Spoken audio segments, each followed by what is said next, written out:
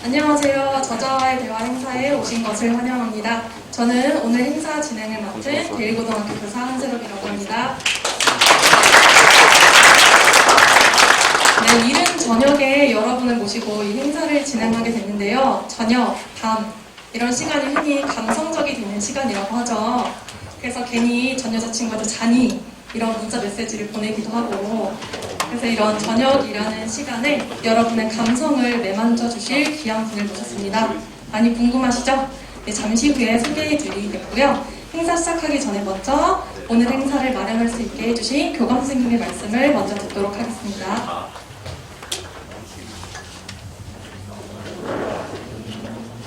네, 안녕하세요.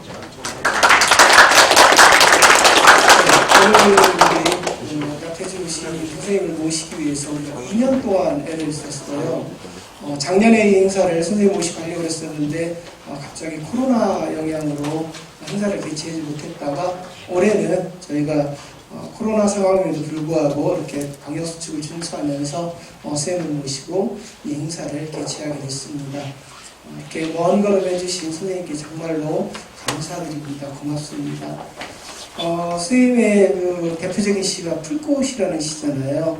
그 시에 이렇게 제가 어디에 들었는데 탄생 배경이 선생님께서 오랜 세월 초등학교 선생님으로 재직하시면서 하루는 아이들에게 야생화를 그리는 그런 시간이었대요. 근데 어느 학생이 대충 설렁설렁 그리더랍니다. 그래서 그 학생에게 자세히 봐야 아름답다, 예쁘다 이렇게 말씀해 주신 그게 시로 이렇게 탄생했다는 얘기를 들었습니다. 아이들을 사랑하시는 선생님의 마음이 정말 가슴에 와닿는 그런 시 같습니다. 오늘 이 자리가 우리가 일상에서는 쉽게 접할 수 없는 아주 귀한 자리입니다. 이 시간을 통해서 우리 학생 여러분께서 여러분들이 마음을 풍요롭게 하는 그러한 시간이고 또 자신의 발전을 위해서 소중한 시간이 되었으면 합니다. 그리고 끝으로 오늘 이 자리를 준비해 주시느라고 고생 많으신 우리 교무부장님과 연구부장님 그리고 연구부 선생님들 그리고 적극적으로 갑자기 단어가 생각이 예, 적극적으로 뒤에서 일을 추진하고 도와주신 교장 선생님께 진심으로 감사드리면서 우리 이제 사회자에게 마이크를 넘기겠습니다. 소개는 사회자님께서 해주시겠습니다.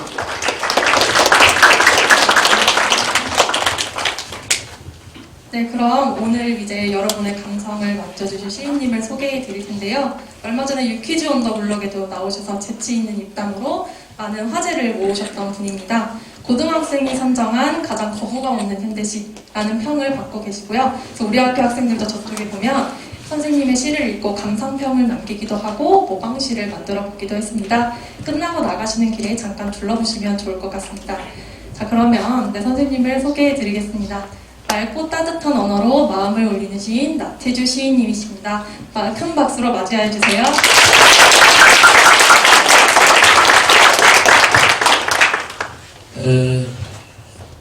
저기 저녁 시간인데 우리 친구들이 이렇게 참 열정적으로 아주 단정하게 앉아주시고 선생님들도 이렇게 계셔서 감사하게 생각합니다. 마이크를 조금 이따 사복하시는지 하시고 거리가 멀으니까 그냥 벗을게요. 네. 참고적으로 말씀드리면 나는 코로나 화이자 주사를 1차 맞았습니다. 맞았고 다음 주에 이제 2차 맞도록 그렇게 되어 있는데 미리 맞아서 미안해요. 여기 선생님들도 안 맞으셨을 텐데 나이가 이제 77세니까 공주시청에서 이제 이렇게 미리 이렇게 멀리까지 돌아다닌다고 배려를 해서 미리 앞서서 이렇게 맞춰줬어요. 여러분들도 이게 무슨 일이야? 아주 참 엉뚱한 일이죠. 엉뚱한 일인데 그래도 뭐 국가에서 많이 애쓰고 어려운 일이 있어도 많이 저렇게 잘 할 것으로 믿고 우리 학생들은 언제쯤 할지는 모르지만 선생님들도 코로나 접종하시고 그래서 우리가 다시 옛날 그 자유스럽게 살았던 그 시절로 돌아갈 수 있기를 바랍니다. 코로나 얘기를 좀 하고 시 얘기를 할까 합니다. 코로나 이게 세계적인 그 대재앙인데 이제 뭐 이렇게 따질 것이 없이 이게 우리 인간이 뭐 어디서 나왔든 뭐 나라가 어쨌든 그런 걸 떠나서 전체 인간으로 볼 때 우리 인간들이 좀 방만하게 살아서 오는 하나의 재앙이다. 우리가 그랬다는 게 아니고 어느 쪽이든지 간에 그래서 이 기간에 우리가 반성을 해야 되지 않을까. 그러면서 새로운 삶의 어떤 방식을 이 시간에 우리가 학습하고 넘어가는 것이 지혜로운 인간의 길이라고 생각합니다. 코로나 그 바이러스가 동물 거잖아요. 동물 거. 근데 왜 동물 것이 사람한테 오느냐고요. 동물 거면 동물 거로 그냥 있어야지 왜 사람한테 오느냐고. 근데 그 중간에 사람이 오도록 인간들이 좀 잘못한 거예요. 우리가 그런 게 아니라 어떤 인간이 그걸 우리가 조심해야 돼요. 지금 돼지 병 열나는 그 병이 생겼잖아요. 그게 이제 멧돼지한테서 온 거거든요. 멧돼지한테서 와서 집돼지한테로 왔는데 그게 사람한테 들어오면 그것도 난리예요. 그래서 지금 많이 엄중하게 잘 이제 치료하고 그럴 텐데 이런 것들이 우리가 좀 겸손하게 살아야 되고 좀 서로를 이렇게 배려하면서 살아야 되고 그런 걸 가르쳐 주지 않나 그런 생각이 듭니다. 지금 우리 나 빼놓고서는 다 마스크를 쓰고 있잖아요. 이게 있을 수 없는 일이에요. 이게 무슨 이런 일이 있어요. 근데 우리가 이걸 감수하잖아요. 그런 걸 볼 때 우리들이 참 이런 것을 통해서 다른 사람을 생각하는 그런 마음을 이 참에 배우는 게 아닌가. 본래 이 마스크는 이 감기 들렸을 때 자기를 위해 쓰는 마스크예요. 옛날 그랬어요. 감기 들리면 마스크 썼잖아요. 근데 이 감기 들린 마스크가 아니고 이 코로나 우리 멀쩡한데 코로나 유치원 유학원 다니는 3살 4살 먹은 애들도 이 마스크 쓰라고 그래요. 저들이 쓰라고 쓴다 그러고 애기들일수록 더 말이 잘 듣잖아요. 그럼 이 마스크는 누구를 위한 마스크냐? 다른 사람을 위한 마스크예요. 나를 위하기도 하지만 다른 사람. 이거는 부지불식간에 이런 그 타인벨에 대한 엄청난 지금 공부를 하고 있는 거예요. 그래서 여러분 이렇게 마스크를 쓰는 것 하나만 가지고서도 훌륭한 일을 하는 것이다. 이런 생각을 가져주시기 바랍니다. 얼마나 지금 답답하고 화가 나고 속상해요. 아마도 이 코로나가 풀리면요 난리가 날 겁니다. 어디가 난리가 나냐면 백화점이 난리가 날 거예요. 백화점을 못 가봤잖아요. 밀접 밀집 또 이렇게 몇 가지 밀폐 이런 걸 못하게 하잖아요. 그러다 보니까 백화점 엄청나게 터져 나갈 겁니다. 이스라엘 벌써 난리 났잖아요. 10,000명만 모이라고 그랬는데 축제 10만 명이 모여갖고 막 압사하고 막 난리 났잖아요. 들어오지 말라고 그랬는데 10,000명 들어오는 어떤 그 규정을 뛰어넘어서 막 10만 명이 들어왔잖아요. 이제 공항이 이제 난리가 날 거예요. 왜냐면 여행을 못 가가지고 공항이 막 난리가 날 거라고요. 어제도 보니까 이 어린이날인데 여행을 못 가니까 공주 시내에 막 사람이 들들해요. 어디 안 가보니까 심지어 이런 상품도 있대요. 인천 영종도에서 비행기 타고 떠가지고 일본 오사카 항공을 이렇게 돌아서 온대요. 그리고 갔다 이런다는 거예요. 내리질 못하니까 가서 공중에서 이렇게 돌고서 오는 거예요. 그러니까 대리만족을 하고 뭔가를 다른 것으로 이렇게 충족을 하려고 그러는 건데 이런 것들이 참 어떻게 보면 안쓰럽잖아요. 우리 스스로가 참 안쓰러워요. 여러분 이런 걸 잘 견디셔서 다음에 이제 좋은 자유스러운 세상이 올 때 충분히 잘 사시기 바랍니다. 코로나 안 걸려야 돼요. 안 걸려야 돼요. 그렇게 해서는 나도 조심하고 상대방도 조심하고 사실은 내가 이걸 쓰고 해야 되는데 내가 코로나 접종을 했다고 지금 자만하는지 모르지만은 뭐 이렇게 얘기했는데 여러분 스스로 답답해도 참고 이걸 넘어가시기 바래요. 올 12월 이후에는 뭐 집단 방역이 된다니까 그것도 믿어보고 그러면서 그 뒤에 내년도에는 좀 더 자유스러운 그런 삶을 살 수 있도록 하시기 바랍니다. 이 코로나 때문에 이 감기 환자도 줄었대요. 이 마스크를 쓰니까 손 닦으니까 주로 이제 이 손에서 이렇게 전염이 되고 이 공기로 이렇게 전염이 되고 그러는데 이게 감기 환자예요. 놀라운 소리 들었어요. 한국 화이자 그 회사에서 이 코로나가 발생한 이후에 바로 조치한 것이 뭐냐면 중간 간부를 줄인 것을. 그건 무슨 소리냐면 화이자에서 주로 감기약을 이렇게 만들어서 파는데 감기 환자가 줄어들 것이다. 그래서 감기약이 안 팔릴 거다. 지금 의사들은요, 그 은근히 가지고 힘들어해요. 왜냐하면 감기 환자 이런 것들이 있어야 이제 조금 의사 그런데 이제 감기 환자가 많이 줄은 거예요. 그러니까 이 마스크를 써가지고 손을 닦아가지고 감기 환자가 줄은 거예요. 나는 코로나 이것 때문에 그 화이자에서 중간간부 줄였다고 그래서 이야 저 사람들 그 미국인데 그 사람들 참 대단하다 이 얘기는 여기 말이죠. 그래서 우리도 여기 참 좋은 우리 젊은이들 앞으로 세계를 이제 이렇게 졸음 잡고 이렇게 살아야 할 사람들이니까 잘 해서 최선을 다해서 훌륭한 사람이 되시길 바랍니다. 한국 사람 대단해요. 굉장히 대단합니다. 여러분 믿으셔야 돼요. 내가 그냥 신소리하는 게 아니라 중국하고 일본하고 한국하고 볼 때 뭐 사람 수 이런 걸 따져보기 전에 한국이 이 세 나라 중에서 우리가 치고 낫다고 생각해요. 민주주의 발전도요 한국이 훨씬 낫습니다. 뭐 이런 정치 얘기해서 안 되지만 문재인 대통령 뭐 국회에다가 무슨 삐라 이렇게 뿌렸는데 대통령이 그랬잖아요. 고소 뭐 취하겠다. 이런 나라가 어디 있어요? 그거 찬양하는 게 아니에요. 그만큼 한국은 정치적으로 이렇게 언론 이런 걸로 와서 문제가 많지요. 그럼에도 불구하고 중국이나 일본보다는 훨씬 수준이 높은 그런 나라라고 생각을 합니다. 그래서 여러분들도 여기서 기죽지 말고 소망을 갖고 잘 살아가시기 바랍니다. 코로나로 해서 많은 것이 변화가 왔는데 그 중에 하나는 눈으로 말하는 것이 생겼다. 나는 그렇게 생각해요. 저기 예쁜 선생님들 계신데 옛날에 이렇게 남자가 이렇게 여자분들 눈을 쳐다보면 상당히 기분 나쁘게 생각했어요. 왜 눈 쳐다봐? 이렇게 했는데 코로나 이후로는 은행에 가서 은행 아가씨들하고 눈을 쳐다봐도 피하질 않아요.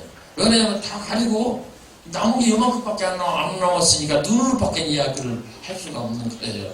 그래서 이 눈으로 이야기할 수 있는 우리가 진짜 속 깊은 사람들이 됐다. 두 번째는요, 경청하는 문화가 생겼어요. 경청이라는 것은 귀를 기울여서 듣는다는 뜻이에요. 귀를 기울여 듣잖아요. 마스크를 쓰려고 얘기하면요, 이 얘기가 잘 안 돼요. 말이 잘 안 통해요. 이거는 지금 이 새부리처럼 생겼잖아요. 나도 여러 번 쓴 것 같은 이렇게 민자 이렇게 했는데, 그렇게 민자를 하고서 줄에는 서는데, 말이 잘 안 되는 거예요. 그리고 집사람이 그래서 그 뒤로 이런 마스크를 이렇게 사줬어요. 그러면서 강연할 때는 이걸 쓰고 해라. 그래서 했는데 이거는 조금 나아요. 이렇게 나오긴 했으면 요 사이에 공간이 있어가지고 내가 이렇게 탁 닿는 마스크를 썼더니 말이 잘 안 들리는 거예요. 그래서 사람들이 굉장히 답답하게 생각하더라고요. 근데 또 놀라운 변화가 있어요. 사람들이 귀 기울여 듣는 거예요. 왜냐하면 잘 안 들리니까 더 잘 듣느라고 노력을 하는 거예요. 바로 그겁니다. 이 코로나 이후에는 사람들이 좀 조심하는 그런 경향이 많이 생겼어요. 의심한다.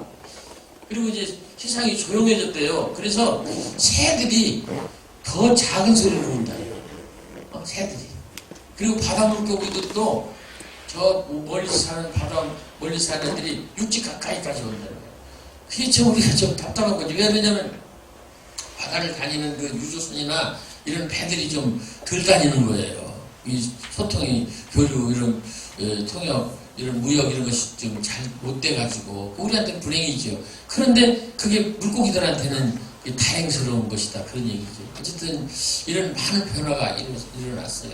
하늘이 참 맑아졌어요. 작년인가 언제 내가 을지로에서 무슨 일을 보고 출판사 그 편집자하고 저기 전철에서 내렸는데 남자는 3명인가 4명이 이렇게 의자를 갖다 놓고 그 도로 가로수 밑에서 하늘을 쳐다보고 있더라고. 저거 보라고 하늘이 저렇게 맑다고. 서울 하늘이 저렇게 맑은 걸 처음 봤다고. 왜 그러냐면 중국 인간들이 이제 공장이 이제 멈춰져 가지고 공장에 안 들어가니까 매연이 들어오는 거예요. 그리고 또 뭐야 그 하늘에 이제 디젤 엔진을 떼서 비행기가 다니는데 그 비행기가 잘 안 뜨니까 많이 안 뜨니까 하늘이 맑아지고 그래갖고 서울 하늘이 아주 맑아졌다는 거예요.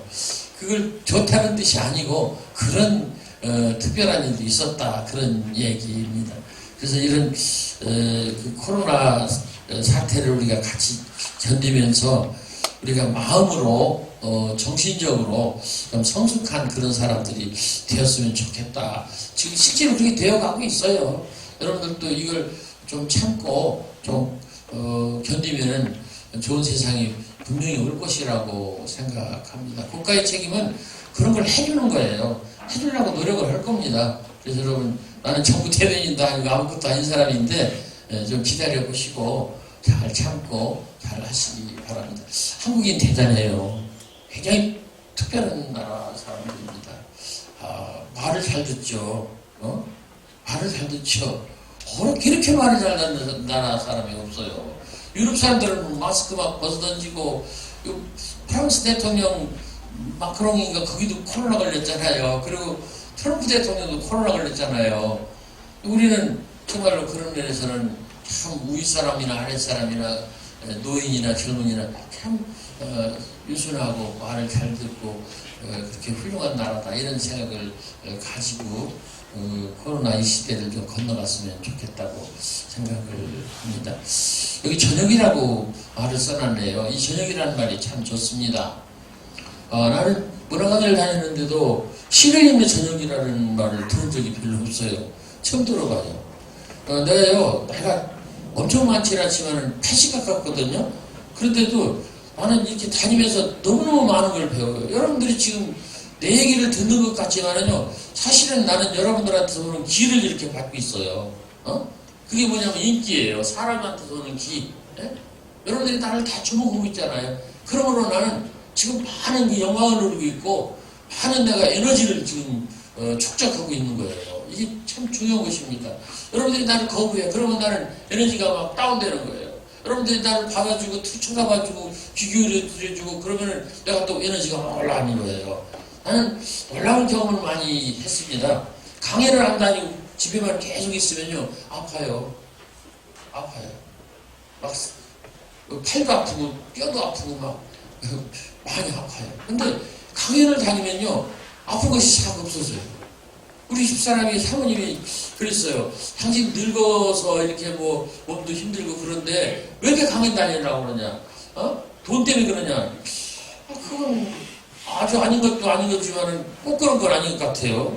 돈 안 줘도 강연한다는 얘기는 아니고, 돈을 좀 줘야 되겠지. 그렇지만은, 그럼 나는 강연을 돈 때문에 다니는 건 아니거든요.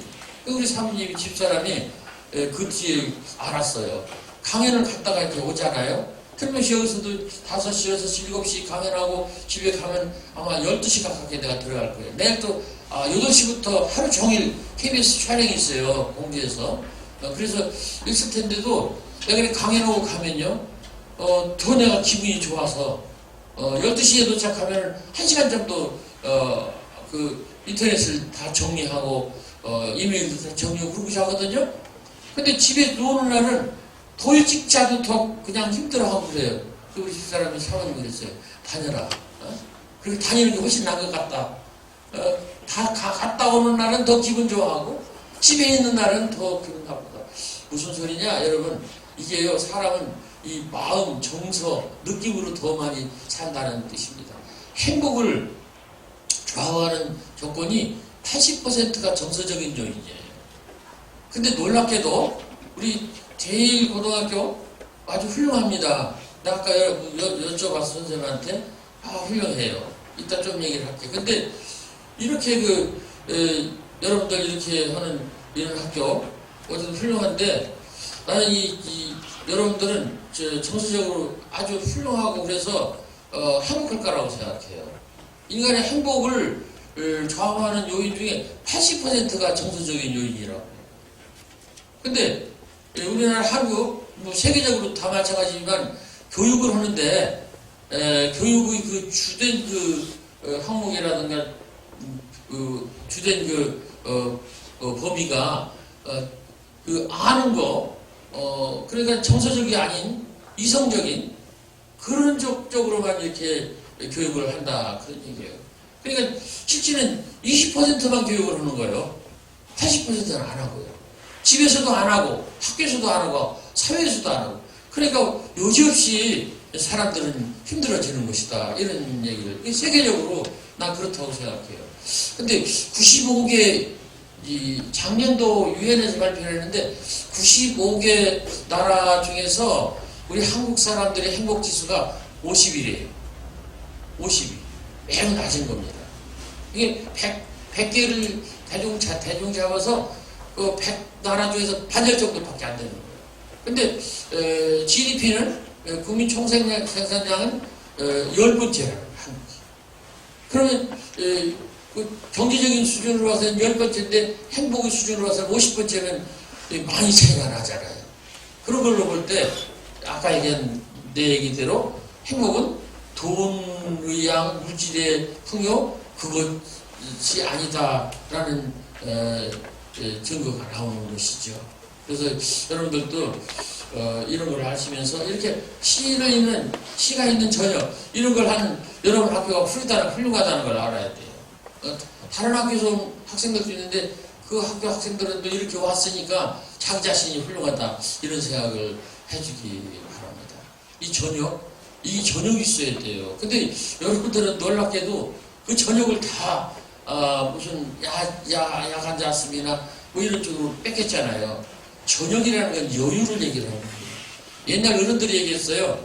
인생에는 3가지 여유가 있다. 인생에는 3가지 여유 있는 시간이 있는데 첫째는 옛날 농경시대잖아요. 농사 짓고 했던 유교시대 그런 시대니까 거기다 맞춰서 얘기한 거예요. 하루 종일 여유 있는 시간은 저녁이다. 저녁. 그러니까 저녁이 좀 여유가 있어야 돼요. 한때 우리나라에서도 그 정부에서 그런 얘기 했어요. 근데 그게 어디로 날아가 버린 거예요. 그래서 시간 5일 무슨 근무 시간을 줄이자 그랬잖아요. 그게 저녁이 있는 시간. 저녁에는 뭘 할 거냐? 가족끼리 좋아하는 사람끼리 시간을 낭비하는 게 아니라 시간을 정말로 자기가 원하는 일에 써먹는다. 자기 하고 싶은 일을 한다. 그 얘기예요. 저녁이 여유가 있다. 그리고 여유 있는 시간은 비 오는 날이 여유가 있다. 그건 무슨 소리냐면 농사를 짓는 사람이니까 우리 지금은 아니에요. 옛날에는 비 올 때는 농사를 못 짓잖아요. 그러니까 여유가 비 오는 날에 여유가 있다. 그리고 계절로 봐서는 겨울철에 여유가 있다. 이것도 지금하고는 맞지가 않아요. 지금은 겨울에 농사 짓는 사람들도 비닐하우스 다 하잖아요. 그래서 옛날 사람들은요, 우리 삶에서 여유가 있는 삶은 저녁 시간, 비 오는 날, 그리고 겨울철. 이 시간에 뭘 했냐? 책 읽고, 자기가 하고 싶은 일을 하고, 뭐, 이런 일로 보내면 그 사람이 잘 사는 사람이다. 이렇게 옛날 얘기를 했어요. 일생에도 여유가 있는 시간이 있다. 그렇게 또 얘기를 했어요.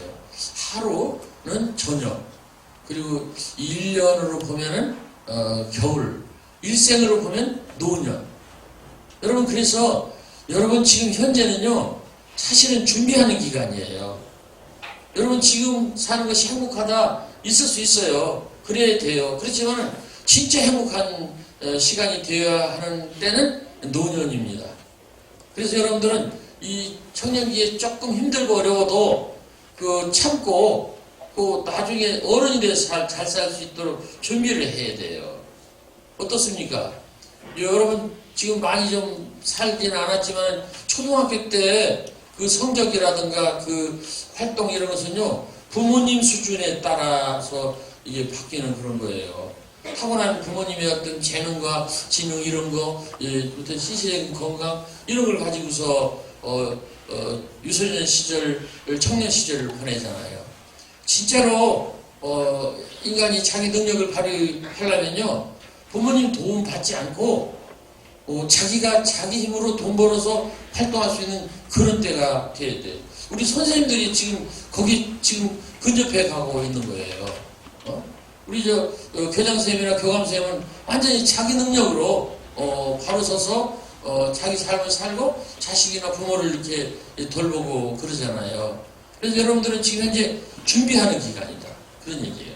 그리고 진짜로 더 우리가 좀 좋아해야 될 때는 언제냐면 우리 선생님들도 정년퇴직하고 그 다음이 더 중요해요.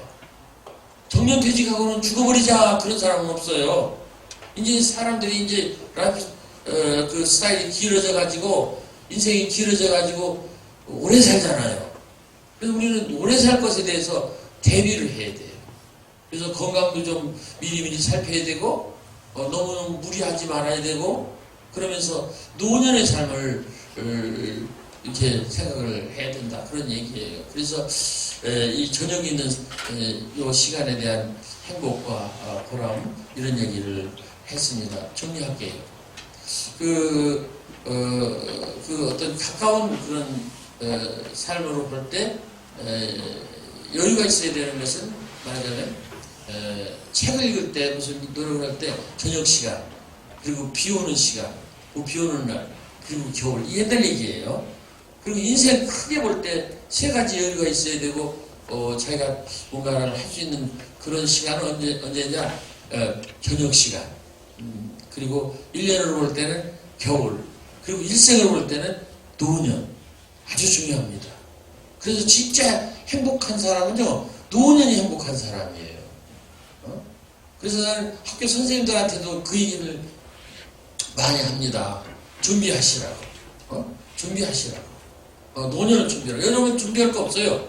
이제 아직 이제 여러분들은 성인도 안 됐으니까. 근데 여러분들한테 얘기해 주고 싶은 거 있어요. 젊어서 알 수 있었다면, 늙어서 할 수 있었다면, 이것이 신이 우리에게 요구하는 요구사항이에요. 무슨 소리냐면, 젊어서는 여러분들도 마찬가지예요. 알도록 노력해야 된다는 거예요. 젊은 사람은 아는 게 많지가 않아요. 그래서 여러분들은 학교 다니는 거예요. 알려고. 아는 것이 힘이고, 알아야 살아남으니까. 안다. 근데 나이 먹은 사람들은요, 세상을 좀 살아왔기 때문에 어느 정도 알아요. 지식으로 뿐만 아니라 할 줄도 알고, 예견할 줄도 알고, 이런 아는 것이 좀 있어요. 그런데 할 수가 없어요. 그래서 이 젊은 시절에 좀 여분을 남겨둬야 되고, 너무 함부로 살면 안 되는 것입니다. 그래서 특히 몸을 좀 건강하게 하고, 몸한테 함부로 하면 안 돼요. 특히 담배를 피우는 것은요, 아주 노년을 위해서 아주 나쁜 거예요. 내가 15년 전에 완전히 죽었다 살아난 사람인데 그때 병원 생활을 6개월 아주 중증 환자로서 이제 큰 병원을 다니면서 환자 생활을 했는데 그때 보니까요 그 아주 나쁜 노년을 보내는 사람이 있어요. 아주 치명적인 환자 당뇨병 폐암 그리고 이제 병원에 안 들어왔지만은 이제 집안에서는 어디서 하는 거지만 우리가 걸려서는 안 되는 것은 치매. 내가 볼 때 이 세 가지가 굉장히 나쁘다고 생각해요. 이 당뇨병은요 아주 단순한 것 같지만은요 당뇨병 환자는 빨리 죽질 않아요. 이게 또 합병증 와갖고 눈도 멀게 되고요, 신장도 망가지게 되고요, 이빨도 빠지게 되고요. 그리고 이제 그 발끝부터 썩어요. 그래서 나중에는 이 발가락을 잘라요. 그 다음에 발목 잘라요. 나중에는 여기 잘라요. 나중에 여기까지 잘라요. 근데도 안 죽어. 그래가지고 20년 이 병원 생활을 해요. 그러면 아무리 돈 많은 집안이라도 그 집안이 완전히 쑥대밭이 돼요. 정말로 같이 산 부모, 형제, 아내, 남편도 그 환자를 버리더라고요. 나는 그걸 보면서 정말로 놀랐어요. 그리고 이 폐암. 폐암은요, 가장 그 사람이 죽을 때 고통스럽게 죽는 병입니다. 사람은 두 가지로 죽는다는 걸 여러분 알아야 돼요. 하나는 굶어서 죽고, 하나는 숨을 쉬어서 죽는다. 물론 이제 급한 그런 전염병이라든가 무슨 뭐 사고를 당해서 이 코로나도 마찬가지지만은 뭐 출혈 이런 걸로 해서 죽을 수도 있어요. 그렇지만 보통 사람들이 죽는 걸 보면요, 나이가 먹어서 늙어서 죽을 때 보면 그 숨을 못 쉬어서 죽습니다. 폐렴 걸려서 죽어요. 그래서 첫째 숨 못 쉬어 죽는다. 두 번째는 못 먹어서 죽어요.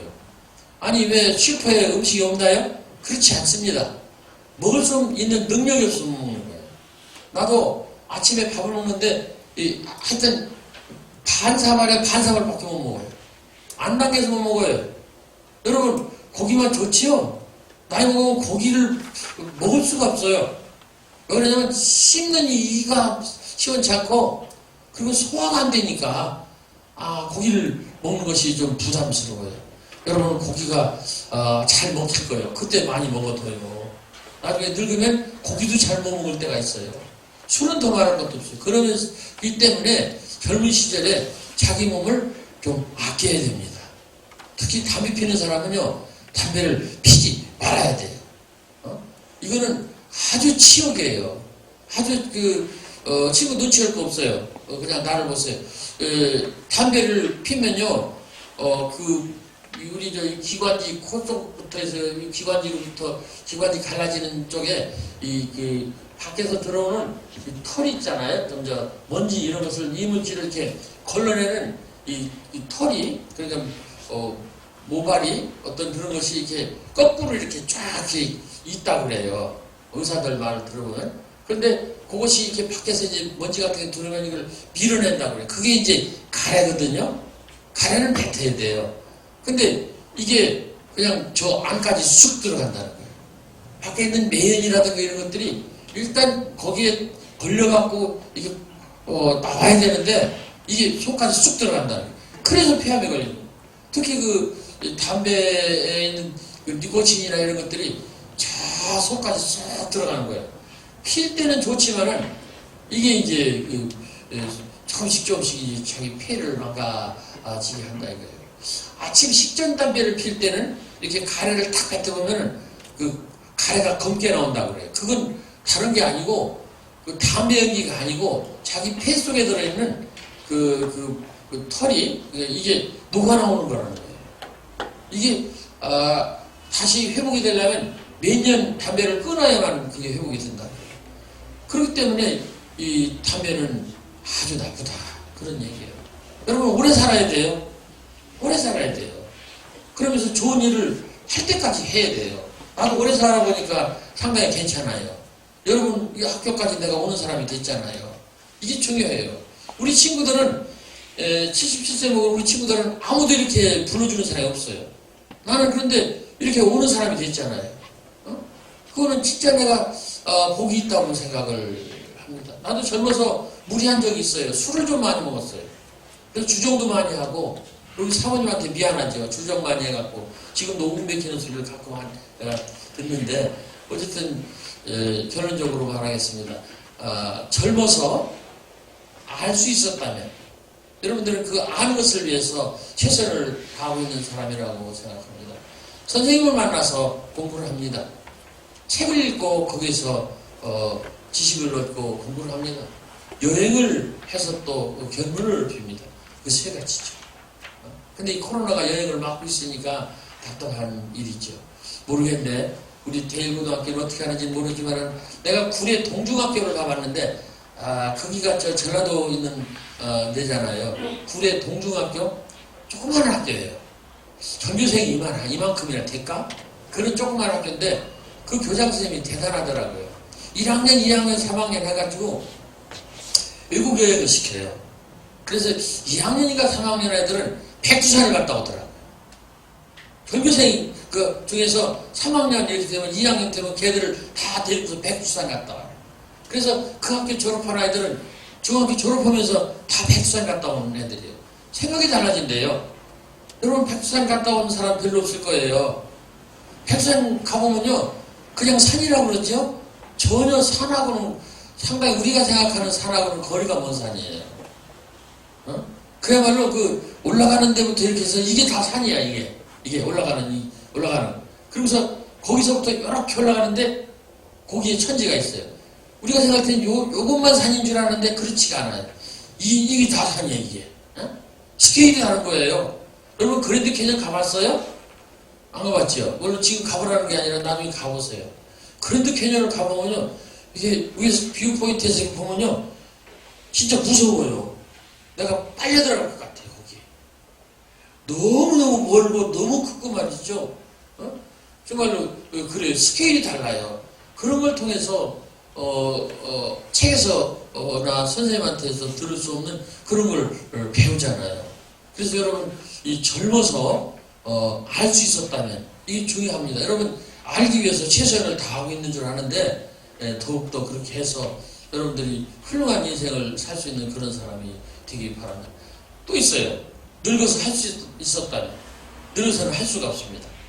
여러분 보고 말이죠. 이틀 정도 잠을 안 자고서 책을 읽으라면 여러분 읽을 수 있어요. 없을까요? 우리 아들 보니까 안 돼? 우리 아들은 3일 정도 잠을 안 자고 공부하더라고요. 나중에는 막 떡이 돼서 막 그냥 쓰러져서 자던데 3일 정도. 우리 아들은 벼락 공부에서 출세한 녀석인데 공부 안 하고서 벼락 공부를 하더라고요. 근데 여러분 나이 먹으면 그렇게 안 됩니다. 일단 나이 먹은 사람은 피곤하면 자야 돼. 근데 안 자면 병나고 큰일 나니까 그거예요. 늙어서는 할 수가 없습니다. 알긴 아는데 할 수가 없어요. 저기 넘어가면 좋은 것이 있다고 생각하는데 넘어갈 수가 없어요.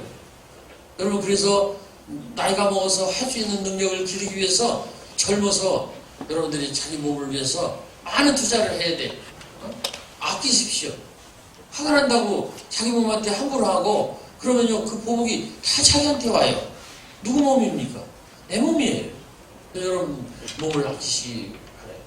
세상에서 가장 귀한 사람은 누굴까요? 나입니다. 나예요. 어머니 아버지도 나를 위해서 있는 거고 학교도 국가도 선생님들도 친구들도 나를 위해서 있는 거예요. 근데 이 내가 진짜로 내가 잘 살고 내가 잘 유지되기 위해서는요 너희 도움 없이는 안 돼요. 그래서 내가 나중에 생각해보니까 이렇더라고요. 세상은요 두 쪽으로 갈라져 있어요. 남자 여자 이렇게 갈라지고 있지만은 죽은 사람 산 사람 뭐 이렇게 이런 것도 있고 뭐 판구한 앞도 있고 이런 것도 있지만은 이 사람을 갈라보니까 나와 내가 아닌 사람으로 나눠지더라고요. 근데 나는 누구한테나 한 사람이에요. 근데 나를 빼는 모든 사람이 너예요. 근데 그렇게 많은 사람 중에서 가장 소중한 사람이 난데 이 소중한 사람인 내가 잘 살기 위해서는요 너의 도움이 필요해요. 그래서 우리는요 너한테 잘해야 돼. 왜 그러냐면 내가 잘 살기 위해서 내가 좋아지기 위해서 내가 귀하기 때문에 너한테 잘한다. 이건 아주 중요한 겁니다. 나는 내 시집에 말이죠 너라는 이름이 너무 많이 들어서 좀 미안하긴 한데 내 시집에는요 너라는 말이 참 많이 들어가 있어요. 꽃을 보듯 너를 본다. 여러분 꽃을 보듯 너를 보니까 그 무슨 일이 일어나냐면은 책이 잘 팔리는 일이 일어나요. 꽃을 보듯 너를 본다 그러니까 사람들이 나를 꽃을 보듯이 보는구나. 여러분 꽃을 볼 때 어떻게 보죠? 함부로 봅니까? 때리면서 봅니까? 발로 밟으면서 봅니까? 욕하면서 봅니까? 전부 그 반대로 봐요. 예쁘게 보고 사랑스럽게 보고 아끼면서 보고 존중하면서 보잖아요. 바로 그거예요. 내가 너를 꽃을 보듯 본다 하니까 책을 사가는 그런 일이 일어난다. 이거 여러분 오늘 받고 있는 이 책 내가 사라고 안 했는데 우리 학교의 선생님이 참 대일고등학교 훌륭합니다. 이건 내 책을 사주셨다고 그래서 그렇다고 그런 것이 아니라 어떻게 딱 이 책을 사셨어요? 이 책이 50 지금 7만 한 60만 부 팔린 책이에요. 60만 부면 굉장히 많은 부수입니다. 감이 안 올 거예요. 인세는 6억이고요. 인세가 6억이라고요. 저 책을 팔아서 찍어서 저자가 받는 돈 6억이고 출판사에서 저걸 아마 자기가 받은 수입은 6억에 한 300, 400? 차려온 24. 이 책 하나가 그 출판사가 20만 원 벌게 한 그런 책이에요. 얼마나 놀랍습니까? 근데 이게 누가 한 일이냐? 너가 한 일. 아니면 독자가 한 일. 아까 내가 시간이 없어서 끝까지 다 사인을 못했는데 나는요 사실은 이 사인을요 열심히 하고 싶어요. 손가락이 삐뚤어서 아파요. 그래도 나는 하고 싶어요. 왜 그러냐면 이런 일이 나를 위한 일이지만은 내가 힘들지만은 결국은 너를 위한 일이고 그것이 결국은 나한테 돌아오는 일이에요. 시인은 독자 없이는 시인이 있을 수가 없습니다. 여러분 앞으로 큰 일을 하고 우리나라를 위해서 책임지고 그런 사람들인데 이 독자, 너, 국민, 상대방 이런 사람 없이 나는 유지할 수가 없습니다. 나는 시인으로서 나는 시인은 말이죠 음식점 주인과 같다고 생각해요. 음식 주인은 누가 있어야 됩니까? 손님이 있어야 돼요. 그래서 시인은 그 음식점 그 주인으로서 손님들에게 봉사하고 열심히 해야 돼요. 끝까지 해야 돼요. 어떻게? 그 손님이 만족할 때까지 해야 된다고 나는 생각해요. 그래서 사인도 독자들이 됐다. 이만하면 됐다. 그럴 때까지 해야 된다고 나는 생각해요. 시인들은 왜 시를 썼습니까? 자기를 위해서 처음엔 썼지만 나중에는요 독자들을 만족시키기 위해서 독자들을 위하기 위해서 독자들에게 도움을 주기 위해서 시를 쓰는 것이에요. 최무 같은 소설가는요 자기는 암 걸려서 그 사람은 그 양반은 설암 걸려서 죽었어요. 침샘암 이 침샘 나오는 거기에 암이 이제 발생해서 죽었는데 아주 고통스럽게 죽으면서까지 그 책을 많이 썼어요. 정말 그 암 걸려서 숨도 잘 안 쉬어지는데 그 상황에서도 책을 많이 썼는데 최인호 같은 사람의 소원은 글을 쓰다 죽고 싶다 였어요. 그렇잖아요. 바로 그런 것이 작가의 올바르고 좋은 태도가 아닌가 그런 생각을 해봅니다.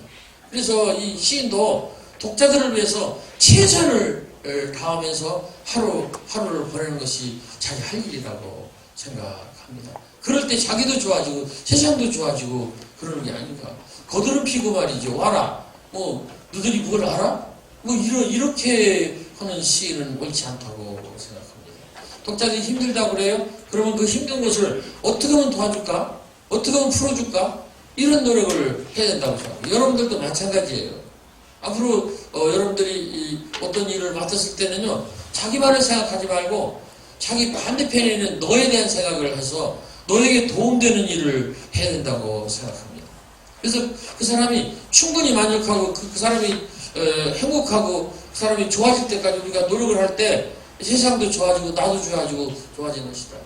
아까 행복 얘기를 했어요. 우리나라는 95개 나라 중에서 행복 그 순위가 50등이라고 하는데 이게 왜 그러냐? 이게 사람들이 그 지나치게 자기만 생각해서 그런 것이다. 그런 얘기입니다. 너를 생각하지 않으니까 그러니까 오로지 나만 생각하는 거예요. 나만 생각하고 아파트 하나 이렇게 있는데도 둘이 있는데도 계속해서 사는 거예요. 그러니까 젊은이들이 살 아파트가 없는 거예요. 이거는 아주 나쁜 일이라고 생각해요. 아니 아파트 서너 개 있으면요 하나만 내기고 팔아. 아파트가 행복을 주는 건 아닙니다. 옷이 행복을 주는 건 아니에요. 다만 옷을 내 추위와 더위를 가리기 위한 거고 예의를 차리기 위해서 옷이 필요한 것이지 옷이 그 사람의 행복을 좌우하는 건 아니에요.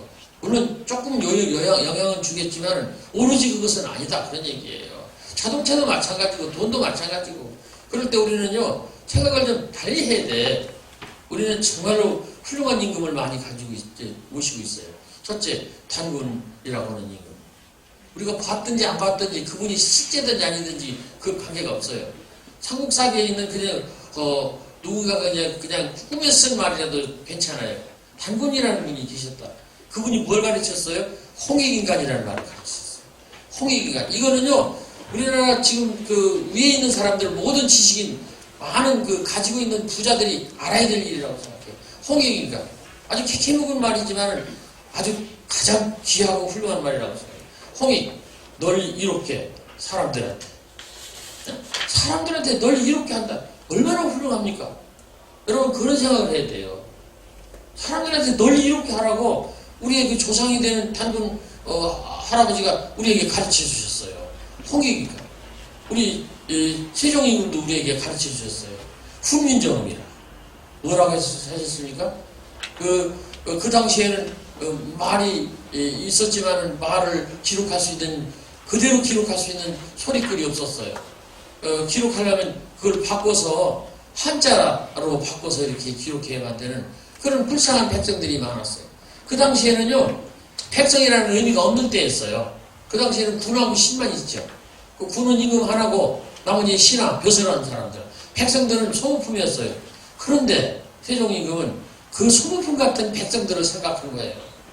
그래서 그 사람들이 한자를 잘 모르니까 한글을 만들어 주시면서 치편제를 학자를 시켰어도 관계없어요. 이것을 배워서 너희들이 열심히 배워서 서로 이렇게 의사소통하는데 도움을 갖도록 해라. 그래서 백성을 가르치는 바른 말이다. 이런 말이잖아요. 우리 시인들도 이 말을 가슴 깊이 가슴에 안아야 된다고 생각해요. 마음속에 세종대왕을 모셔야 된다고 생각해요. 그러니까 이 시대 사람들이 힘들고 어려워요. 그러면 시인들이 이 시대 사람들한테 힘든 어려운 그 사람들한테 우리에게 도움을 줘야 돼요. 세종대왕께서 그 소모품 같은 백성들에게 그런 좋은 그런 선물을 주셨듯이 우리 이 시인들은요 동시대에 사는 정말로 귀한 너들한테 독자들한테 도움을 줘야 돼요. 그래서 독자들이 힘들고 어렵고 지쳤다 그러면요 무엇이 힘듭니까? 내가 무슨 도움이 되면 안 될까요? 같이 갈까요? 내가 옆에 있어요. 용기를 냅시다. 조금 더 갑시다. 이렇게 해야지. 그들 알든지 말든지 그냥 나는 이렇게 쓴다. 이렇게 하면요 아무것도 일어나지 않아요. 그래서 책이 안 팔리는 거예요. 책이 왜 안 팔릴까요? 이거는 이 중요한 겁니다. 내가 위키지원도 물론 나는 알지도 못하고 갔어요. 유재석몰을 갔던데 옆에 조세호도 있더라고요. 그래서 내가 유재석한테 자세히 봐도 잘났다 그랬는데 조세호한테 할 말이 없더라고요. 그래서 자세히 봐도 귀엽다 그랬더니 그 귀엽다는 말은 조금 잘났다는 것보다는 조금 부족한 거거든요. 그래서 내가 조세호한테 우리 아들 같다 그랬어요. 그런데 어쨌든 그 사람하고도 좋았는데 유재석 말이죠. 나는 잘 몰라요. 잘 모르는데 그 유재석이라는 사람을 이렇게 옆에서 보니까 남 생각을 많이 해. 남 생각을 많이 해. 여러분 그래야 롱런 합니다. 그래야 오래 가는 거예요. 남 생각합시다. 그러면 좋아지는 일이 자꾸 일어나요. 그리고 자기도 만족하게 되고 자기도 좋아집니다.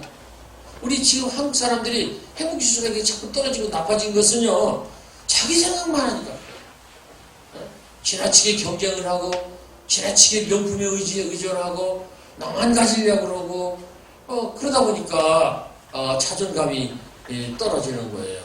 자존심이 아니죠. 자존심은 내가 설명하는데 자존심은 밖에 나와서 다른 사람한테 자기를 높이고 이렇게 자기를 내세우는 마음, 그게 자존심이라고 나는 생각해요.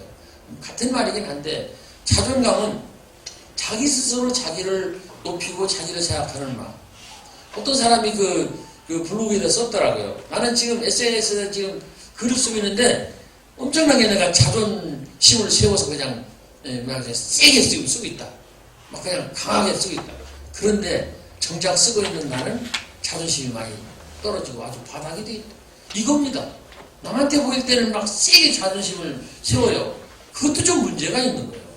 자존감이 떨어진 사람일수록 더 자존심을 셉니다. 그렇잖아요? 자존감이 아주 높은 사람은 남들이 좀 무시해도 됐어. 이렇게 한단 말이죠. 그런데 자존감이 떨어진 사람일수록 남이 조금만 무시하면 막 하고 화를 내고 이렇게 반응을 강하게 한다. 그런 얘기죠. 저 60대 할아버지가 애기 보러 갔는데 쳐다봤다고 해서 그냥 얼굴을 그냥 밟은 그 사람 있어요. 어떤 아파트에서. 그 남자 쳐다봤다고 해서 사람을 그냥 쓰러뜨리고 밟으면 어떡해. 그러면 안 되잖아요. 틀림없이 그 남자 자존심이 아니라 자존감이 완전히 이 바닥이 난 사람일 거예요. 바로 그거예요. 여러분 스스로 자존감을 높이시기 바래요. 지나치게 어떤 상대적인 비교나 이런 거 하지 말고 자기 자신에 대해서 괜찮다, 자존감이 있다 이런 생각을 하시면서 자기를 좀 높여주시기 바랍니다. 지나치게 비교할 일이 아니에요. 물론 또 자기가 좀 모자란 점은 좀 분발해야 되겠지. 그러면서 좀 부족하고 모자라고 그러면요, 자기를 좀 내려놓으시고 내일은 잘하겠지, 내일은 좋아질 거야 이런 생각을 하면서 자기를 위로해주고 잘할 수 있도록 이렇게 격려하기 바랍니다. 자기를 용서하세요. 자기한테 좀 여유를 주세요. 기회를 주세요. 나는 늘 그렇게 생각합니다. 나는 굉장히 그 상황이 안 좋은 사람이에요. 평생 동안 나는 마이너로 살았던 사람이에요. 근데 이제 15년 전에 교직 정년하던 62세 때 엄청나게 아파갖고 그 뒤로 나는 이미 죽은 사람이다. 뭐 죽었으니까 나는 진짜 옛날에 죽은 사람이에요. 근데 이렇게 살아있잖아요. 그래서 나는 어떤 일이 잘 안 돼도요, 결코 실망하거나 거기에 머무르지 않습니다. 이렇게 살아있는 것도 좋지 않는가? 이것도 수지 맞은 일이 아닌가? 이것도 귀한 일이 아닌가? 아침에 배가 아파요. 그러면 나는 이렇게 생각합니다. 내가 살아있기 때문에 배가 아픈 거지. 여러분, 살아있지 않은 사람은 배도 아프지 않다는 사실. 나는 그걸 너무너무 많이 느꼈어요. 나는 105일 동안 물과 밥을 한 모금도 내가 못 마시고 주사로만 견디면서 살았던 적이 있어요. 105일입니다. 석 달하고 열흘이에요. 정말로 긴 동안 물어봤어요. 얼마만큼 이렇게 물과 밥을 안 먹으면 사람이 죽느냐 했더니 1년 정도 주사만 맞으면 죽는다 그러더라고요. 여러분, 의사가 그런 얘기 들 때는 진짜 노래요. 하늘이 노래진다고요. 근데 이제 나는 그걸 이기고 살아났어요. 그 뒤로 세상이 싹 달라졌어요. 밥을 안 먹어도 좀 괜찮고, 내가 좀 창피를 당해도 괜찮고, 내가 좀 부족해도 괜찮고, 어떠냐? 세상이 다 좋은 거예요. 여러분, 다 좋게 생각하는 사람한테는 좋은 일이 일어납니다. 여러분 보고 바보처럼 더 웃고 그러는 게 아니에요. 여러분 이제 모자랍니까? 부족합니까? 실패했습니까? 그렇다면 자기한테 그걸 막 나무라고 막 나는 끝났어 이러면서 자기를 학대하고 그러지 마시고 자기에게 기회를 주고 괜찮을 것이다. 한번 더 해보자. 이런 생각으로 앞으로 나아가 보시기 바랍니다. 티베트 속담 9번 실패했다면 9번 보았다는 말이다. 다시 할게요. 9번 실패했다면 9번 시작해봤다는 것이다. 9번 실패했다면 9번 시작해봤다는 것이다. 한 번에서 되는 사람보다도 더 훌륭한 사람이에요. 실패를 찬양하는 게 아니에요. 그 사람은요, 한 번 되면은 진짜 잘 될 거예요. 여러분 실패했습니까? 모자랍니까? 자기 자신이 마이너라고 생각합니까? 여러분 마이너 없는 메이저가 있다고 생각하십니까? 그런 건 없어요. 이 세상에서 가장 나쁜 건 금수저라는 말이에요. 말도 안 되는 소리. 금수저는 그거 좋은 거 아니에요. 물론 금수저가 됐다면 그걸 잘 아끼고 살아야죠. 옛날 어른들의 말씀이고 요즘 어른들의 또 경계하는 말씀인데 사람의 세 가지 불행이라는 것이 있어요. 첫째 불행, 소년 출세. 소년에 젊은 나이에 출세했다는 것은 매우 좋은 일이지만 불행할 수도 있다는 얘기예요. 여러분 연예인이 되고 싶습니까? 그래서 돈을 뭐 엄청나게 벌고 싶습니까? 그렇지 않습니다. 유재석 같은 사람이 왜 칭찬을 받는가? 20살에 데뷔를 해서 30년 동안 그 자리에 계속 있어 왔다는 그것이 더 중요한 거예요. 롱런했다는 거예요. 여러분들은 그래야 돼요. 꼭 유재석처럼 코미디언이 되라는 거 아니에요. 어떤 일을 했을 때 그렇게 오래오래 지속할 수 있는 그런 사람이 돼요. 거기에 뭐가 필요하냐? 너를 생각해주는 그런 마음, 같이 하는 마음, 그것이 그 사람한테 그런 기회를 준 것이죠. 소년 출세한 사람은 어떤 일이 있을까요? 교만해집니다. 교만해져. 아니 내가 25살에 내가 고시 패스해서 내가 판사가 됐다. 그러면 눈에 뵈는 게 없어요. 그렇잖아요. 여러분 지금 고시가 없어졌지만 행정고시 있잖아요. 하지 말라는 게 아니에요. 만약에 됐다면 조심하라는 얘기예요. 우리 집안에도 그런 사람 몇 사람 있어요. 내가 꼭 얘기해 줍니다. 너 정신 차려. 너는 아주 망가지는 아주 가장 좋은 그런 요인을 타고났단 말이야. 아주 지금 드날리기 아주 높은 사람이 됐지만 그것이 너를 망가지게 하고 너를 망칠 수 있는 그런 것이 될 수도 있다는 얘기예요. 그래서 소년 출세라는 말. 두 번째, 이건 여러분들하고 좀 관계가 없는 건데 나중에 나누는 관계가 있어요. 중년 배우자 잃는 거. 애기 하나나 둘 낳고 남편이나 아내를 잃는 거. 아주 불행한 일. 그리고 또 있어요. 노년 빈곤. 노년이 됐는데 돈이 없는 거예요. 노인이 되면 뭐가 필요하냐? 돈이 필요합니다. 돈이. 여러분들은 돈이 필요 없어요. 아버지한테 탔으면 되니까. 어? 노년이 되면요, 자기 돈이 필요해요. 아주 중요해요. 이게 아주 단순한 것 같은데, 우리가 이런 덫에 걸리지 말아야 돼요. 여러분 결혼 앞으로 하겠죠? 하면요, 일단 결혼하면요, 절대 이혼하면 안 돼요. 얼마나 나쁜 일입니까? 빌 게이츠도 이건 이혼했다대? 그 좋은 거 아니에요. 그 사람들은 다른 것도 중요하지만 재산 분할이 골치 아플 거예요. 어? 네 건 내 건 따지고 뭐 엄청나게 힘들 거예요. 이혼하는 것은 나빠요. 끝까지 가야 돼요. 이게 이제 현대판인데 옛날 조선시대에는 또 다른 인간의 세 가지 불행이 있어요. 첫째는 소년 고등과 비슷하죠. 소년인데 그 고등고시가 아니고 옛날 과거급제였는데 1등을 한 거예요. 이 사람은요 2등만 해도 기분이 나쁘고 그냥 우울하고 속이 상한 거예요. 여러분 2등 나쁩니까? 2등 나쁘지 않아요. 1등 간 사람은요 좋기도 하지만은 그 불행한 것을 자기가 안고 있는 거예요. 조심해야 돼요. 겸손해야 돼요. 소년기에 돈 벌고 유명한 사람이 된 것도 무섭지만은 옛날 버전으로 소년기에 1등으로 그 과거급제한 거 아주 무서운 독이 될 수 있다. 그런 얘기예요. 겸손해야 돼요. 두 번째는 부모 음덕으로 음식하는 거. 부모님 덕으로 백으로 벼슬하는 거. 백으로 벼슬하는 건 좋지가 않아요. 왜 그러냐면 실력이 없는 인간은 그 자리에다 나왔기 때문에 자기 불행하고 다른 사람 불행하고. 얼마나 불행하겠어요. 아무것도 모르는 사람을 사무관 자리나 높은 자리에다 갖다 앉혀놨으니 모르기는 하지요. 하긴 해야지요. 얼마나 불행하겠어요. 제일 중요한 거는요, 자기 실력으로 가는 거예요.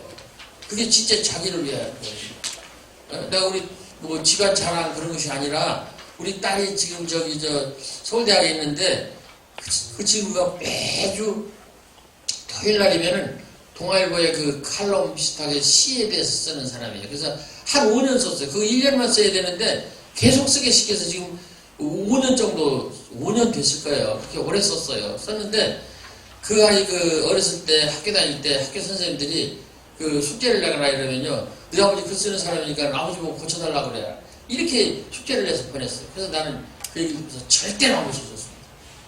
절대로 안 고쳐줬어요. 왜? 우리 딸을 위해서. 여러분 고쳐주면 우리 딸이 가서 상 받고 좋잖아요. 일시적으로 상 받는 거 별거 아니에요. 우리 딸이 진짜로 잘 되고 실력 있는 사람이 돼야지. 그리고 우리 딸을 굉장히 빡세게 가르쳤어요. 그랬더니 옛날 얘기입니다만은 지금 42인가 됐으니까 옛날 얘기지. 근데 걔는 과외를 한 번도 한 시간도 안 하고서 제 실력으로 서울대학에 들어갔어요. 그래서 결국은 서울대학에서 지금 교수를 해요. 그거는요 아버지가 안 고쳐준 덕이에요. 계속 고쳐주고 계속 따라다니면 계속 서포트 해주면은 그 사람이 나중에 능력이 없는 거예요. 이거 해주세요. 여러분 스스로 할 수 있는 능력이 있어야 돼요. 부모 음덕으로 음직을 해서 백으로 들어가서 높은 자리에 앉았으면 그게 얼마나 불행합니까?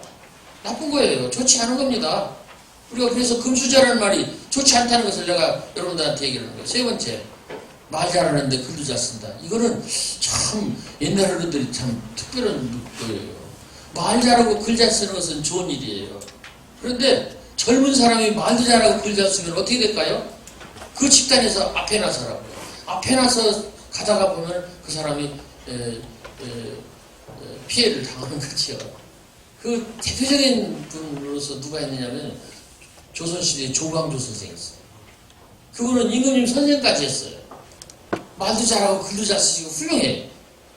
근데 그 주변 사람들이 시기를 하는 거야. 저는 젊은 녀석이 말이죠. 임금님 선생이라고 졸업한단 말이죠. 그러니까 주변 사람들이 그 사람을 시게 해가지고 죽게 했잖아요. 그래서 말을 잘하는 사람은 조심을 해야 돼.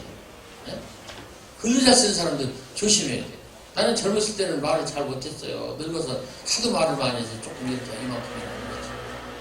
어쨌든 옛날 그런 버전이 있어요. 그러니까 인생을 좀 길게 보시고 지금 자기가 좀 부족하다 하더라도 끝까지 가시기 바래요. 우리 학교에 이 대일고등학교 나는 굉장히 좋은 학교라고 생각이 드는데 나는 사립학교도 많이 다녀봤어요.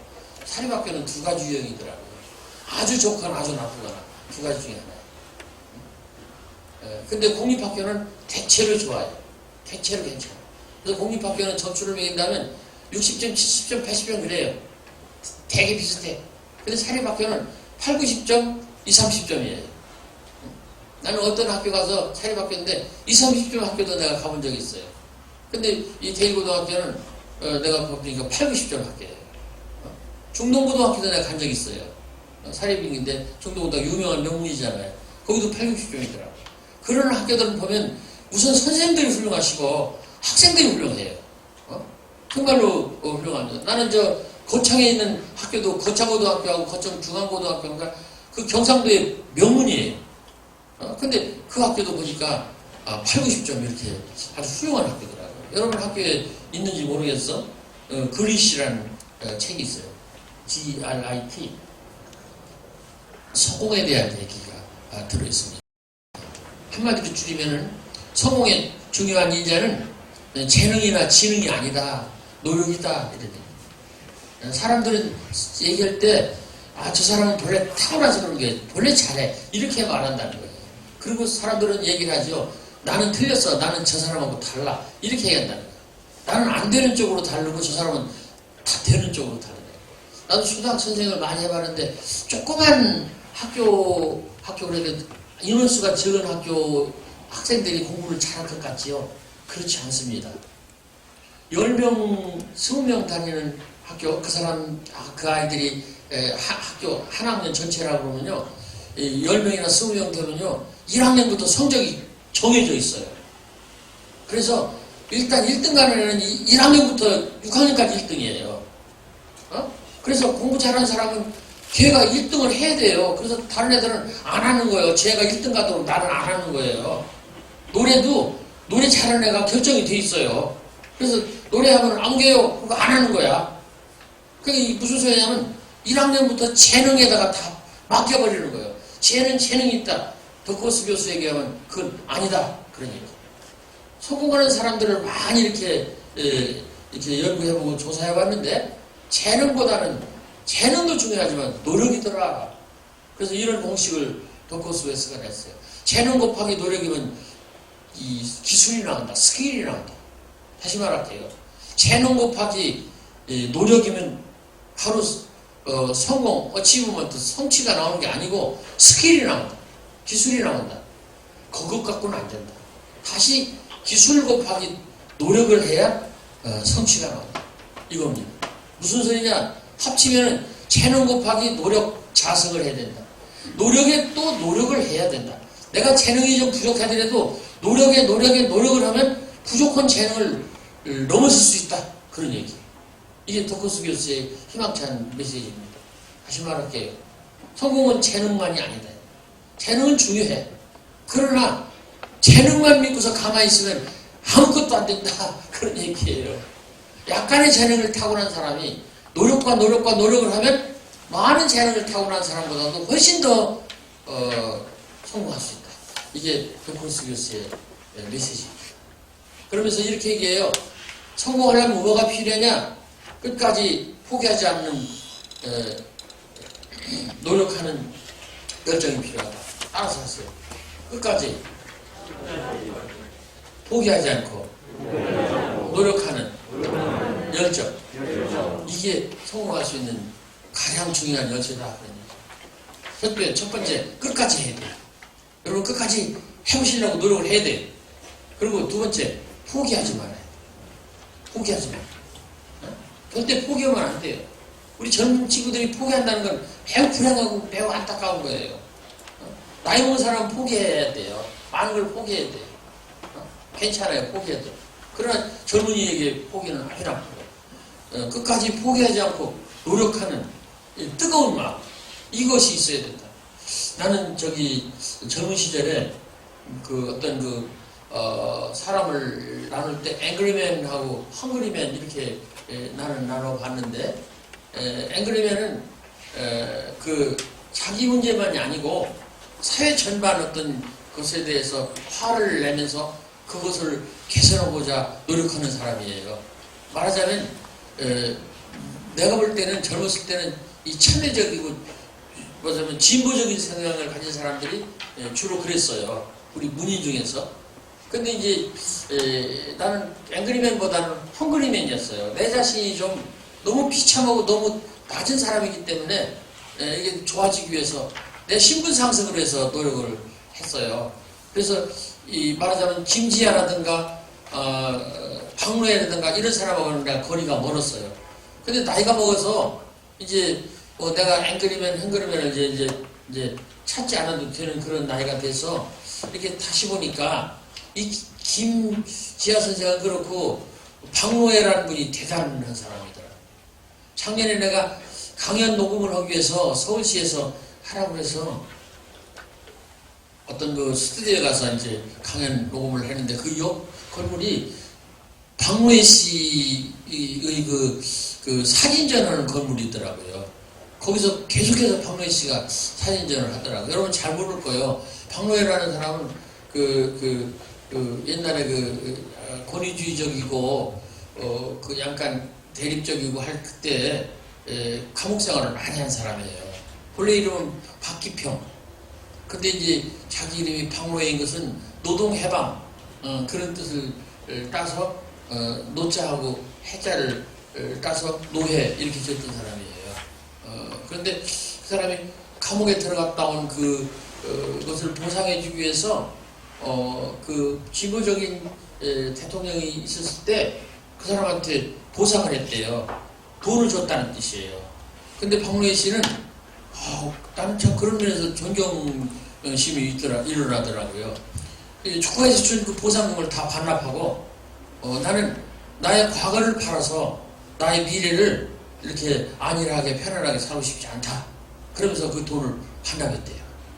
그리고 카메라를 들고 그것도 필름 넣는 카메라를 들고 네팔이라든가 인도네시아라든가 태국이라든가 저 오지 좀 힘들게 사는 나라에 찾아가서 거기 사는 사람들의 모습, 물난리 나서 이렇게 겨울에 모여있는 사람이라든가 뭐 일하는 사람이라든가 거기서 노는 애들이라든가 이런 걸 흑백 필름으로 흑백 사진으로 찍어서 사진 전시회를 하더라고요. 그래서 내가 상당히 훌륭하다, 존경스럽다. 그래서 내가 사인을 했어요.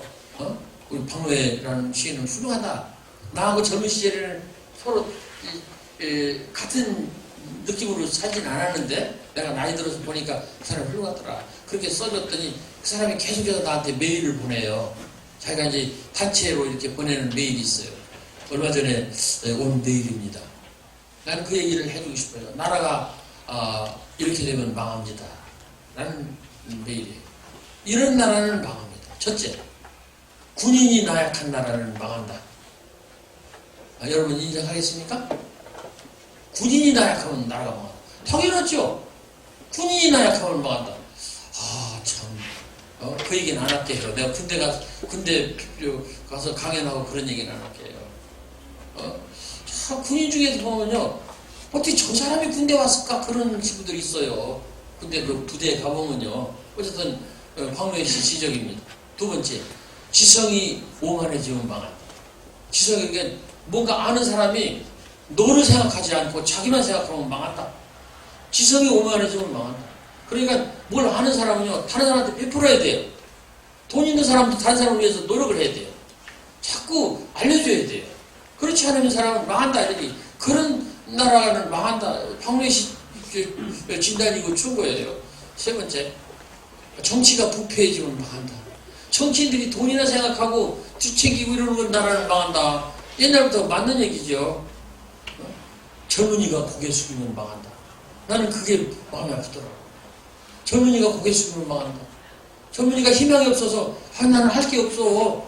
나는 끝이야. 나는 뭐 나가봐야 내 차지가 없어. 이러면 망한다.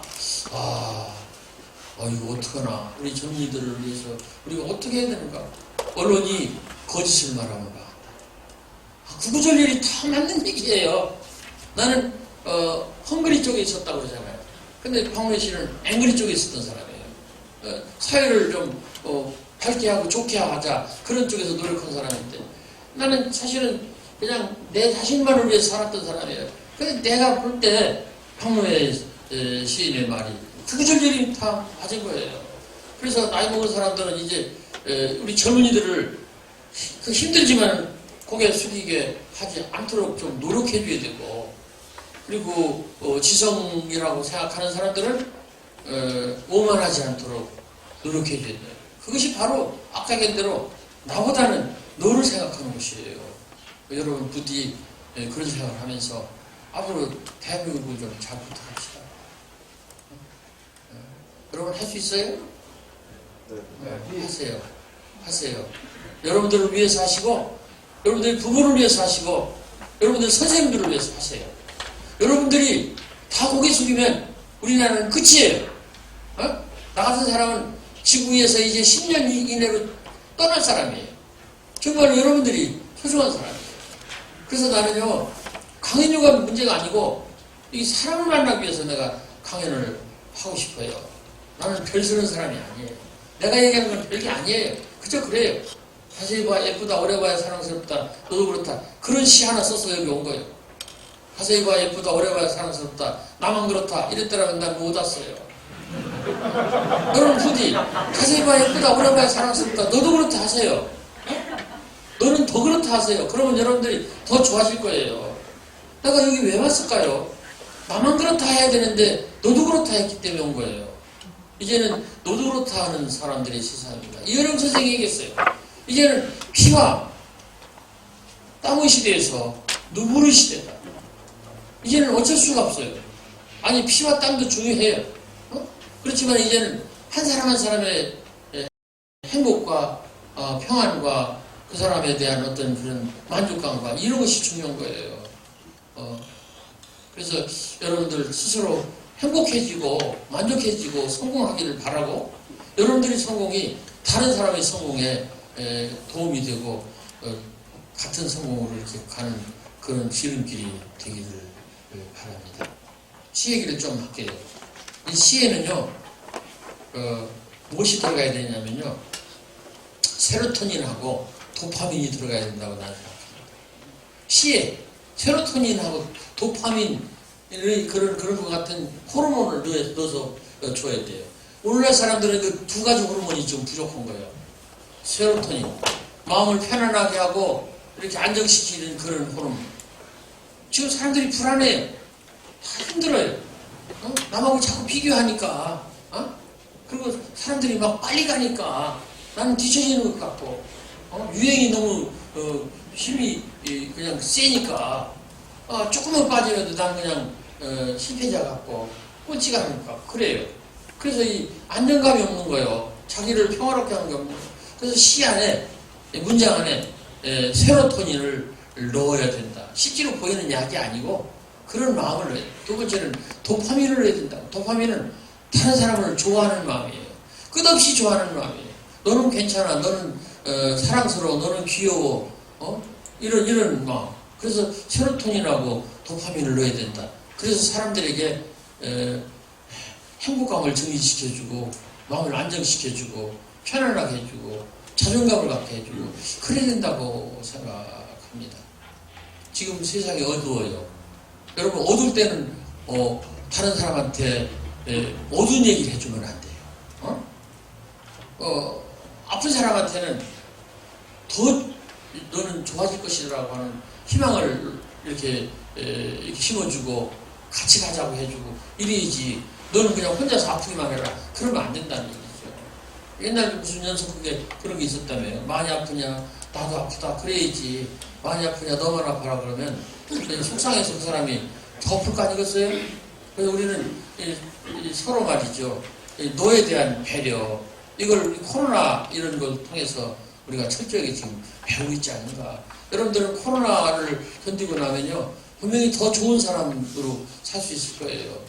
여러분들 조금 상당히 절망스러울 거예요. 힘들 거예요. 아까 어떤 선생님 뵀는데 1년 차 되신 선생님이 있다고 그러는데 1년 차 올해 선생님 처음 되신 여선생님이 있다고 그래요. 선생님 되는 것도 굉장히 어려워요. 얼마나 어려운지 몰라. 너 선생님 되는 게 얼마나 어려운지 몰라. 그래서 정말 그런 걸 뚫고 선생님이 되신 우리 선생님들도 대단한 거예요. 여러분들도 저런 선생님들을 존경하고 많은 것을 배우려고 하고 그러면 여러분들은 더 좋은 사람이 될 것이라고 생각합니다. 나는 뭐 허방지방 그냥 이런저런 얘기를 하면서 지금 1시간 15분 정도 얘기를 했어요. 여러분들이 이제부터 내 얘기를 듣고 아니 내가 빠뜨린 얘기도 있을지 모르는데 질문을 해주면 질문에 답변을 하면서 이야기를 좀 더 길게 이어갈 겁니다. 바로 질문을 하라는 얘기 아니고 좀 생각을 해서 미리 떠오르는 사람 먼저 얘기 한번 해보세요. 평소에 묻고 싶은 일이 있으면 얘기를 하시고 얘기하세요. 손 들어보세요. 예, 여기 준이 씨. 준이냐 준이냐? 준이요. 이? 네. 예. 그 행복이라는 시가 있잖아요. 제가 그 시를 그냥 교과서에서 본 적이 있는데 좀 마음이 남아가지고 그런데 그 시는 어떻게 하다 쓰시게 된 거예요? 저녁 때 돌아갈 집이 있다는 것, 힘들 때 마음속으로 생각할 사람이 있다는 것, 네. 외로울 때 혼자서 부르르 했다는 것, 60대 때 쓴 거예요. 그걸 60대 때 쓴 것을 여러분이 저 준이가 알았다면 그건 훌륭한 거예요. 이게 바로 알 수 있었다면 그걸 한 거예요. 그러니까 60대 늙은 사람이 한 그런 마음, 그런 글의 흔적을 10대에서 20대 가는 준이가 알았다는 것은요, 바로 말하자면 젊어서 알 수 있었다면 그걸 한 거예요. 그 공부를 한 거예요. 훌륭합니다. 저녁 때 돌아갈 집이 있다는 거, 이거는 뻔한 거예요. 나도 저녁 때 집이 돌아갈 거예요. 유키전도 블록에서 내가 우리 집이 8,000원밖에 안 된다 했다가 집에 가서 되게 혼났는데 74세대는 아파트인데 아파트 사람들이 다 뭐 우리 집사람한테 얘기를 하더래요. 당신 남편이 아파트가 8천만 원이라 해서 더 떨어지겠다고. 근데 사실은 좀 올랐대요. 1억 조금만 더 된대. 근데 그게 중요하지가 않아요. 돌아갈 집이 있다는 거. 우리는 늘 해. 늘 하는데 그걸 우리가 잊어버리고 사는 거예요. 그걸 내가 60대 때 알았어요. 우리 사모님하고 산책을 하다가 일단 산책을 할 때는 저녁 때 이렇게 시간 날 때 하니까 1시간이나 2시간 걸으면 지쳐요. 그래서 여보 이제 집에 돌아가자 하고 산책하다가 이제 돌아서서 집을 향해 섰을 때 나에게도 8천만 원짜리 집이지만 집이 있구나. 그 생각이 많은 그 위안을 줘요. 거기 가면 우리 방도 있고 우리가 먹는 식기도 있고 식탁도 있고 침대도 있고 그렇잖아요. 그래서 나한테도 집이 있다 이런 생각이 나한테 큰 위안을 주는 거예요. 그걸 좀 발전을 하죠. 힘들 때 저녁 때는 그렇지만 힘들 때 이게 인생의 취약한 때예요.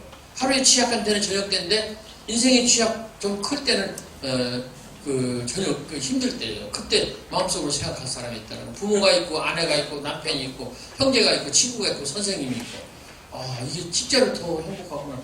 이제 정서적으로 힘들 때 외로울 때 혼자서 부를 노래 있다는 거. 그래요. 잘 부르고 못 부르고가 문제가 아니에요. 문화적인 모든 것이 나는 노래라고 생각합니다. 동주 영화를 보고 뭐 미나리 영화를 보고 기생충 영화를 보고 그러면 인생을 생각하고 그런 것들이 행복이다. 난 그렇게 생각해요. 행복은 큰 게 아니고 작은 것이고 멀리 있는 게 아니고 가까운 것이다. 그래서 그거를 내가 발견을 했어요. 그래서 시라는 건 뭐냐면요. 과학자들은 연구실에서 그 과학의 어떤 원리 같은 것을 발견하는 사람이고 탐험가라든가 이런 여행가들은 그 배를 타고 비행기 타고 하여튼 걸어서 가서 그걸 발견하는 거예요.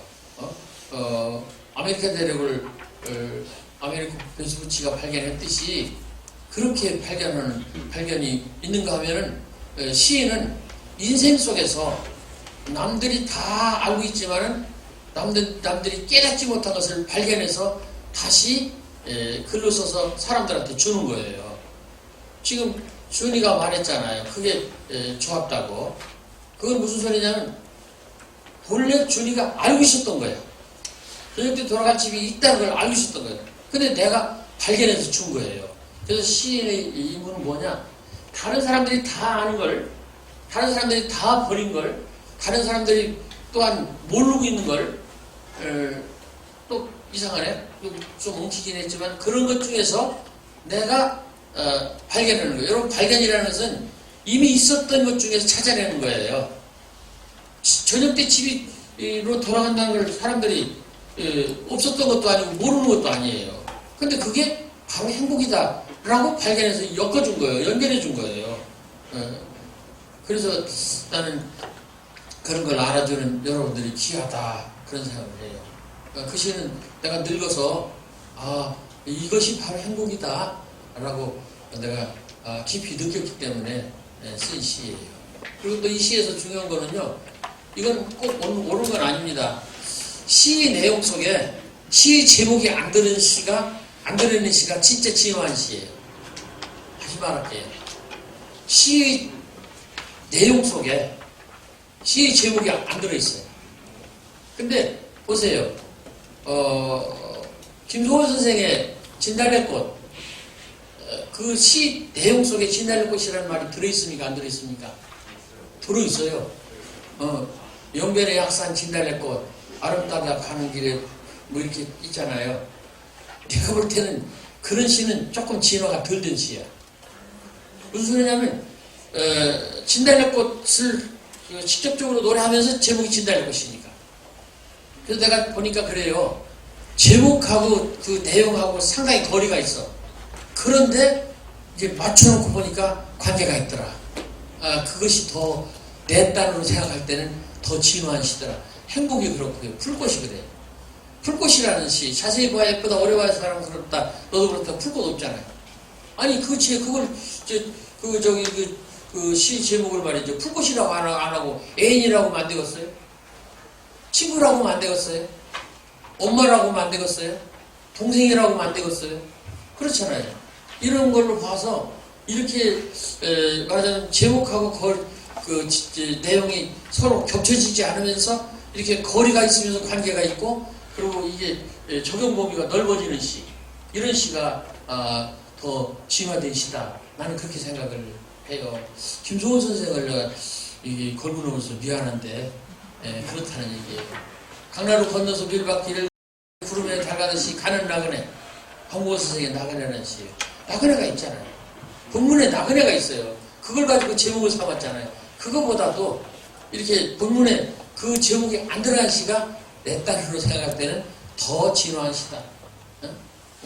설명을 그렇게 해줄게요. 또 말씀해보세요. 맞는지는 모르겠어. 저기 씩씩하다.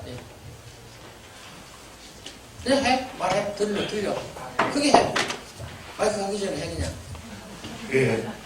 나태주 시인님 시집을 하나 사서 봤는데, 시에서 보통 상대방을 나타낼 때 너 아니면은 그것 아니면 그들이라고 이렇게 불특정하게 상대를 지칭했는데, 너의 이름이라는 시에서 예슬이라는 이름이 나와서 예슬이가 누군지 궁금해요. 예슬이는 예슬이가 아니고요. 딴 이름이에요. 근데 그냥 매시에서 여자 이름이 하나 나온다고 그러면 예슬이라는 이름이 좋겠다 해서 내가 지은 이름이에요. 픽션이라는 얘기. 진짜 이름은 아니에요. 뭐 문숙이도 될 수 있고 민영이도 될 수 있고 뭐 숙자도 될 수 있고 그런 여자인데 그냥 그 모든 여자들이 다 예슬이가 되는 거예요. 그래서 학생 같은 사람이 누굴까 이렇게 관심을 갖도록 그렇게 한 것 같아요. 아이에게 물었다. 이 다음에 나 죽었을 때 찾아와 울어줄 거지. 대답 대신 아이는 눈물 고인 눈을 보여주었다. 제목 꽃그늘. 여러분, 내가 읽어준 그 시 내용 속에 꽃그늘이 없잖아요. 근데 제목이 꽃그늘이에요. 어떤 학교에 갔더니 학생이 그래요. 이런 아이가 진짜 있었느냐고. 없었습니다. 근데 있긴 있었어요. 앞부분은 있었어요. 어떤 애한테 그랬어요. 야, 너 나중에 나 죽었을 때 찾아와서 울어줄 거야? 그러니까 그냥 생동은 그냥 갚버리더라고요. 그래서 너는 갔지만은 내가 이 글에는 눈물 고인 눈을 보여줬다라고 내가 바꿔 쓸 거야. 그래서 앞부분은 진짜고 뒷부분은 픽션이에요. 또 아, 그렇구나. 예술이가 궁금했어요. 이야, 질문하는 사람한테는 25,000원짜리 책이 나왔어요. 이야, 큰일 났다. 어떡하냐. 저 책은요, 내가 1000부만 찍기로 하고서 찍었어요. 그래서 책이 너무 두껍고 비싸가지고 내가 500부를 사줬어요.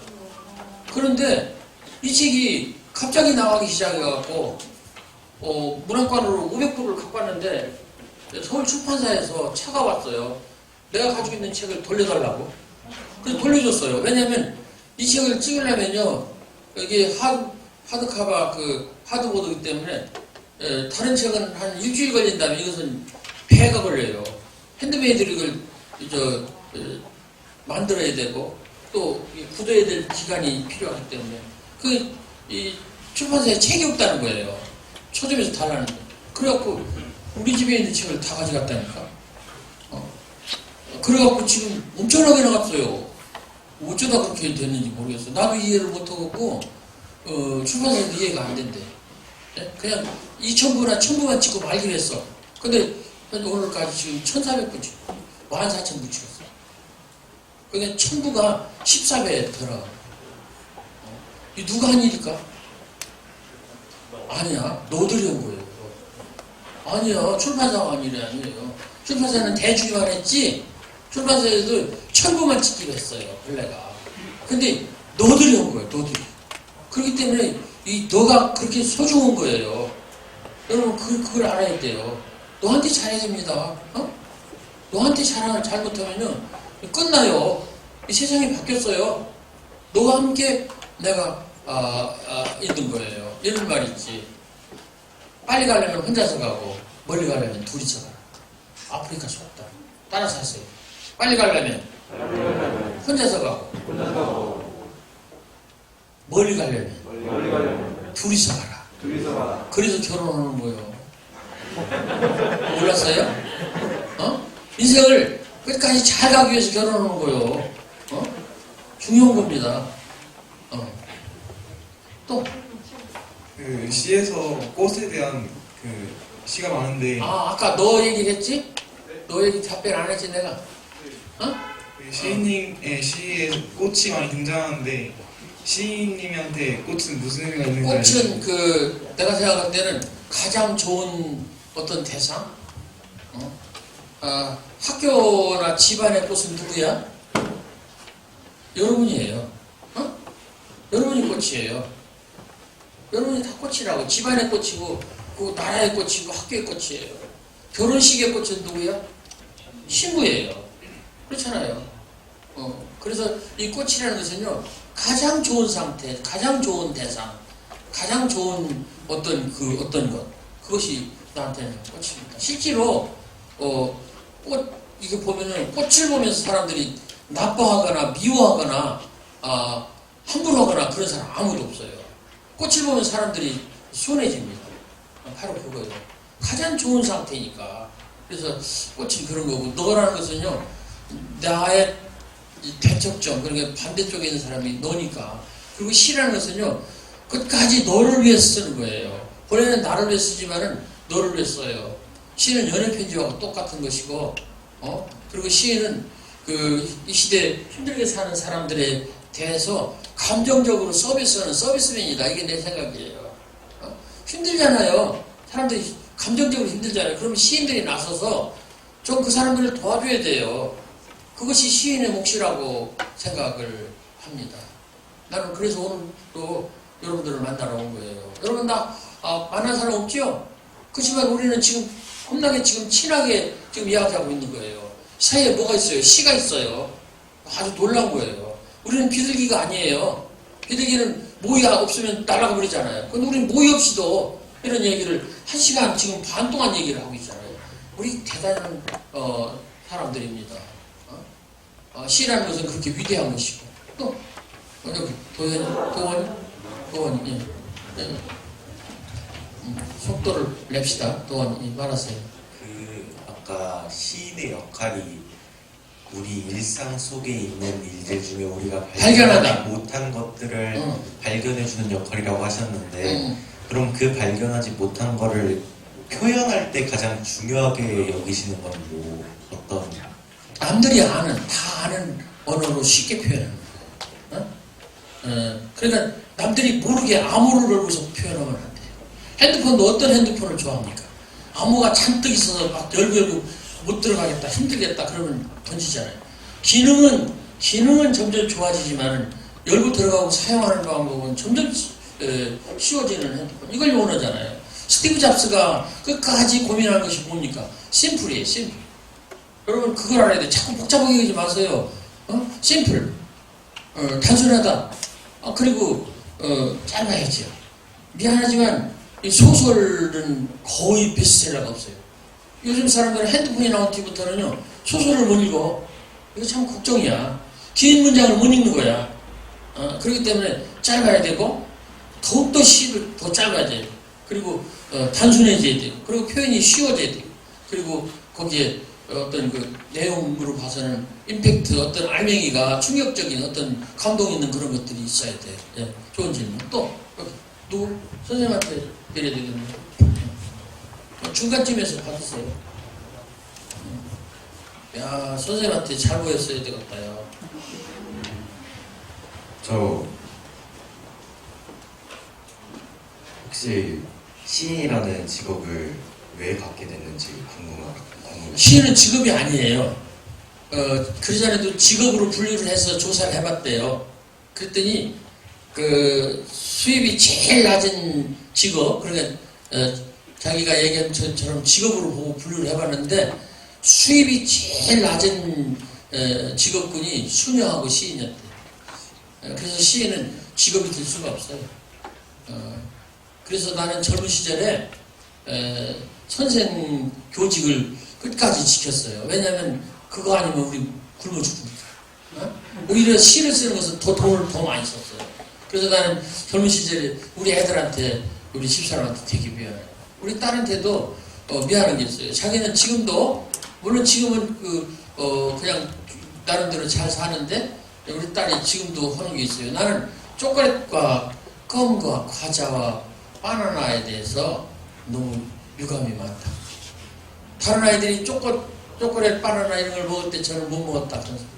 껌도 못 먹고. 그리고 우리 이 애들 어렸을 때는 켄터키 치킨이라는 것이 있었는데 고추장을 발라서 만든 그 닭다리 이런 것이 있는데 우리는 거의 한 번도 운동회 하는 날 켄터키 치킨을 사주지 못했어요. 내가 그렇게 가난했어요. 그래서 같은 학교에 우리 아이들이 다녔거든요. 나 선생님이었고. 그래서 우리 아이들하고 같이 이렇게 이제 도시락 하나 이렇게 50사람이 쌓아놓은 거 그걸 애들하고 이렇게 먹으려면 학부형들이 도시락 뚜껑에다가 켄터키 치킨 몇 점 이렇게 갖다 줘갖고 우리 애들하고 나눠 먹었어요. 그렇게 비참하게 살았어요. 시만 썼으면 그것도 안 됐을 거예요. 선생을 하면서 여기 살았어요. 그러면서 젊은 시절에 나는 비니무첨하고 부이무교다 그런 말을 많이 마음속에 담았어요. 이게 명심보감에 나오는 말인데 나는 비록 비니무첨 내가 가난하지만 아첨하지 않겠다. 내가 나중에 넉넉해지고 부자가 된다면 그때 교만하지 않겠다. 그게 명심보감에 나온 가르침이에요. 비니무첨하고 부이무교라. 그래서 우리 딸도 그걸 내가 하도 얘기를 해가지고 어린애를 놓고서 그 소리를 많이 해갖고 지금도 그 얘기를 해요. 자기 생활신조가 비니무첨하고 부이무교다. 이거 어려워요. 가난하면 아첨하게 돼 있어요. 근데 안 하겠다 이 소리예요. 가난하지만 나는 아부하지 않겠다. 그리고 부이무교, 나는 조금 넉넉하고 윗사람이 됐는데 교만하지 않겠다. 아까 얘기했잖아요. 지성이 교만하면 망한다고. 그래서 나는 교직을 끝까지 이렇게 가질 수밖에 없었어요. 시인은 직업이 될 수가 없습니다.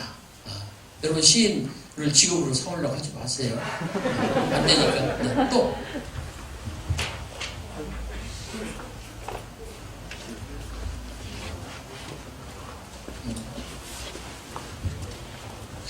그 책이라는 게 보다 보고 세월이 지나고 그러면 낡거나 뭐 찢어진다거나 좁는다거나 해가지고 결국 버리게 될 때가 있잖아요. 그렇게 버려진 쓰신 책을 보면 어떤 생각이 드시는지. 내 책이? 예. 내 책을 그렇게 찢어버렸나 누가? 아니요. 그게 아니라 어. 만약 그 책이 낡거나 찢어진다거나 해서 버려져 있는 걸 보시면 그 할 수 쓰신 없지. 책이 할 수 없어. 왜냐면 할 수 없어요. 왜냐면 이 세상 모든 물질이나 이런 어떤 존재는 망가지게 돼 있고 유한하게 돼 있어요.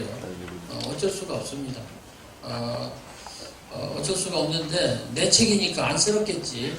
안쓰럽고 그렇지만 어쩔 수가 없어요.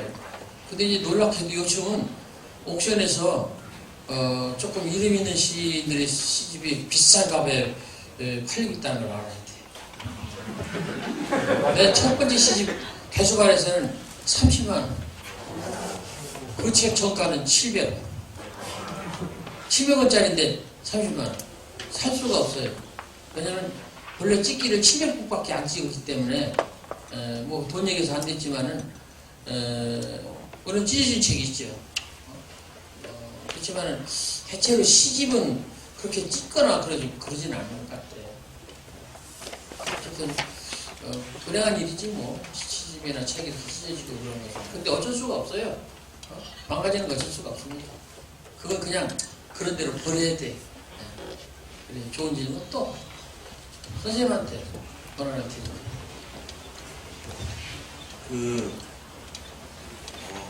시를 쓰신 것 중에 가장 인상 깊거나 잘 썼다고 생각되는 시가 어떤 게 잘 있어요? 썼다는 생각보다도 내가 소중하게 생각하는 시 마당을 쓸었습니다. 지구 한 무퉁이가 깨끗해졌습니다.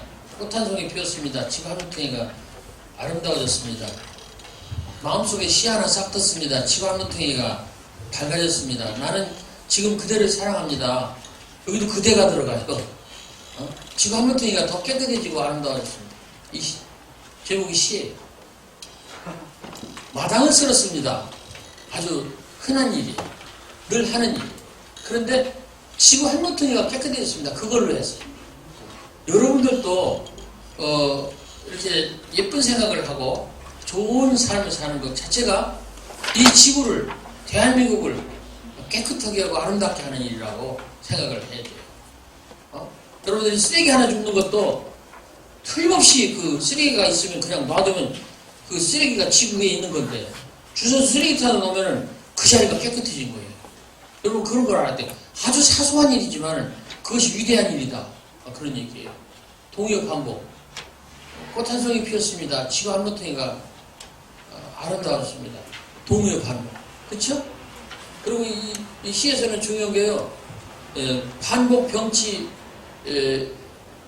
변용이 있다는 걸 알아야 돼. 이것도 책에 안 나오는 얘기. 반복, 병치, 변용. 반복이라는 것은 있던 것이 또 오는 거예요. 병치는 그 자리에 비슷한 것이 오는 거예요. 우리 삶도 계속해서 반복, 병치가 와요. 그럼 지루하지. 그런데 어느 순간에 변용이 와요. 변용이라는 것은 싹 다른 얼굴이 오는 거예요. 반전, 변용. 자세히 봐야 예쁘다. 아직은 첫 문장이니까 반복, 병치, 변용을 따질 수가 없어요. 근데 두 번째 문장에는 따질 수 있어요. 오래 봐야 사랑스럽다. 자세히, 오래, 병치. 보아야, 보아야, 반복. 예쁘다, 사랑스럽다, 병치. 이게 중요해요. 이렇게 함으로 상대방을 이렇게 끌어들이는 거예요. 한 번만 말하면 안 되니까 다시 한 번 더 하는 거예요. 비슷한 것으로 다시 한 번 되풀이하는 거예요. 거기서 끝나면 안 돼요. 중요한 것은 끝구절. 너도 그렇다. 앞에 건 두 문장은 꼭 풀꽃이, 제목이 풀꽃이니까 풀꽃에 대한 거예요. 근데 너도 해서 꽃이, 풀꽃이 사람으로 바뀌어요. 이게 말하자면 변용이에요. 변용, 얼굴을 바꾸는 거예요. 그렇다. 그러므로 돌려주는 거예요. 그래서 여기서 반전과 변용이 오는 거예요. 나는 인생도 그래야 된다고 생각해요. 늘 마이너가 마이너로, 실패자가 실패자로, 늘 그렇게 끝나고 말하면 진짜 그런 인생이 어디 있어요.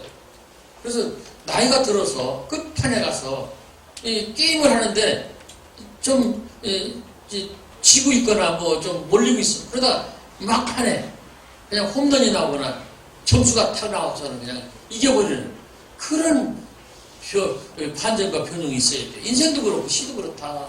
이 풀꽃이라는 시에는요, 반전과 변형이 있어요. 끝에 어떤 거? 너도 그렇다라는 그 말이 있다. 이것이 없으면 이 시는 죽는 거예요. 이 시라는 시도 마찬가지예요. 따라와 보시기 바랍니다. 마당을 쓸었습니다. 지구 한 모퉁이가 깨끗했습니다. 이게 첫 번째 제시예요. 따라가 보세요. 꽃 한 송이 피었습니다. 환복과 병치가 있죠? 지구 한 모퉁이가 환복이죠? 아름다워졌습니다. 병치죠? 같은 것이 비슷한 것이 왔으니까 마음속에 시 하나 싹 떴습니다. 환복이 그 병치가 있죠? 지구 한 모퉁이가 완전한 환복이잖아요. 밝아졌습니다. 병치예요. 거기까지 쓰면 안 돼요. 거기 다음에 뭐가 와요. 나는 지금 그대를 사랑합니다. 이 시나 꽃이나 마당 쓰는 일에서 사랑으로 바뀌었잖아요. 그러면서 이것이 앞에 있는 걸 다 묶어서 크게 결론을 내려요. 어떻게? 지구 한 모퉁이가 더욱 깨끗해지고 아름다워져. 그래서 통일하고 크게 묶어서 돌려주는 거예요. 그래서 이 시가 나한테 좋은 시로, 내가 의미 있는 시로 생각을 해요. 왜냐하면 나는 시에 대한 의문이 많았고, 어떻게 내가 시에 대해서 내가 알아야 될까? 어떻게 내가 내 나름대로 정의니까 그것이 진짜로 걱정스러웠어요. 근데 그걸 풀었던 시가 이 시예요. 좋은 질문. 선생님 더 할까? 마지막으로 하나네. 마지막으로 하나. 어떡하니? 어떡하면 되냐? 야, 너는 그냥 선생님 가까운 데 있어서 좋았다, 야. 혹시 지금 준비하고 계시는 그 차기 작품이나 그런 시가 있을지 궁금합니다. 있죠. 혹시 나는 시를 너무 많이 써가지고 올해도 신작 시집이 한 권이 나왔는데 이것도 내가 한 일이 아니야. 출판사에서 하도 들들 볶아싸서 2권이 더 들어가 있어요. 그래서 이 신작 시집이 2권 나올 거예요. 혹시 그 중에서 가장 애착 그거 잘 몰라. 그걸 내가 어떻게 알아? 잘 몰라. 모르는데 이 본래 시를 쓸 때 이제 노트에다 쓰거나 그러잖아요. 근데 이제 그게 안 될 때 나는 핸드폰에다가 이제 문자 메시지에다 이렇게 해서 넣어요. 요즘 며칠 사이에는 시를 안 쓴 것 같은데 급하니까 여기다 써서 보내줍니다. 특히 중요한 질문을 또 했는데 이게 문자 메시지로 이렇게 해서 딱 하면은요 그 시가 간결해지고 간절해져요. 시의 덕성 중에 하나가 중요한 것이 그겁니다. 내용은 간절해져야 되고 그 형식은 간결해져야 돼요. 같은 기억줄인데 간결하고 간절해져야 돼요. 그래야 시가 살아남습니다. 나는 그래서 시를 이렇게 누군가 이렇게 있으면 그 사람에게 이렇게 문자 메시지로 써서 보내줍니다. 간결하고 간절해지게 하기 위해서. 빨리 안 나오네. 요즘 며칠 사이에 쓴 것이 없어서 옛날 걸 찾아보는데 얼마 전에 써서 이렇게 어떤 친구한테 보내줬는데 대체로 이런 것들이 그냥 꼭 시가 되는 건 아니야.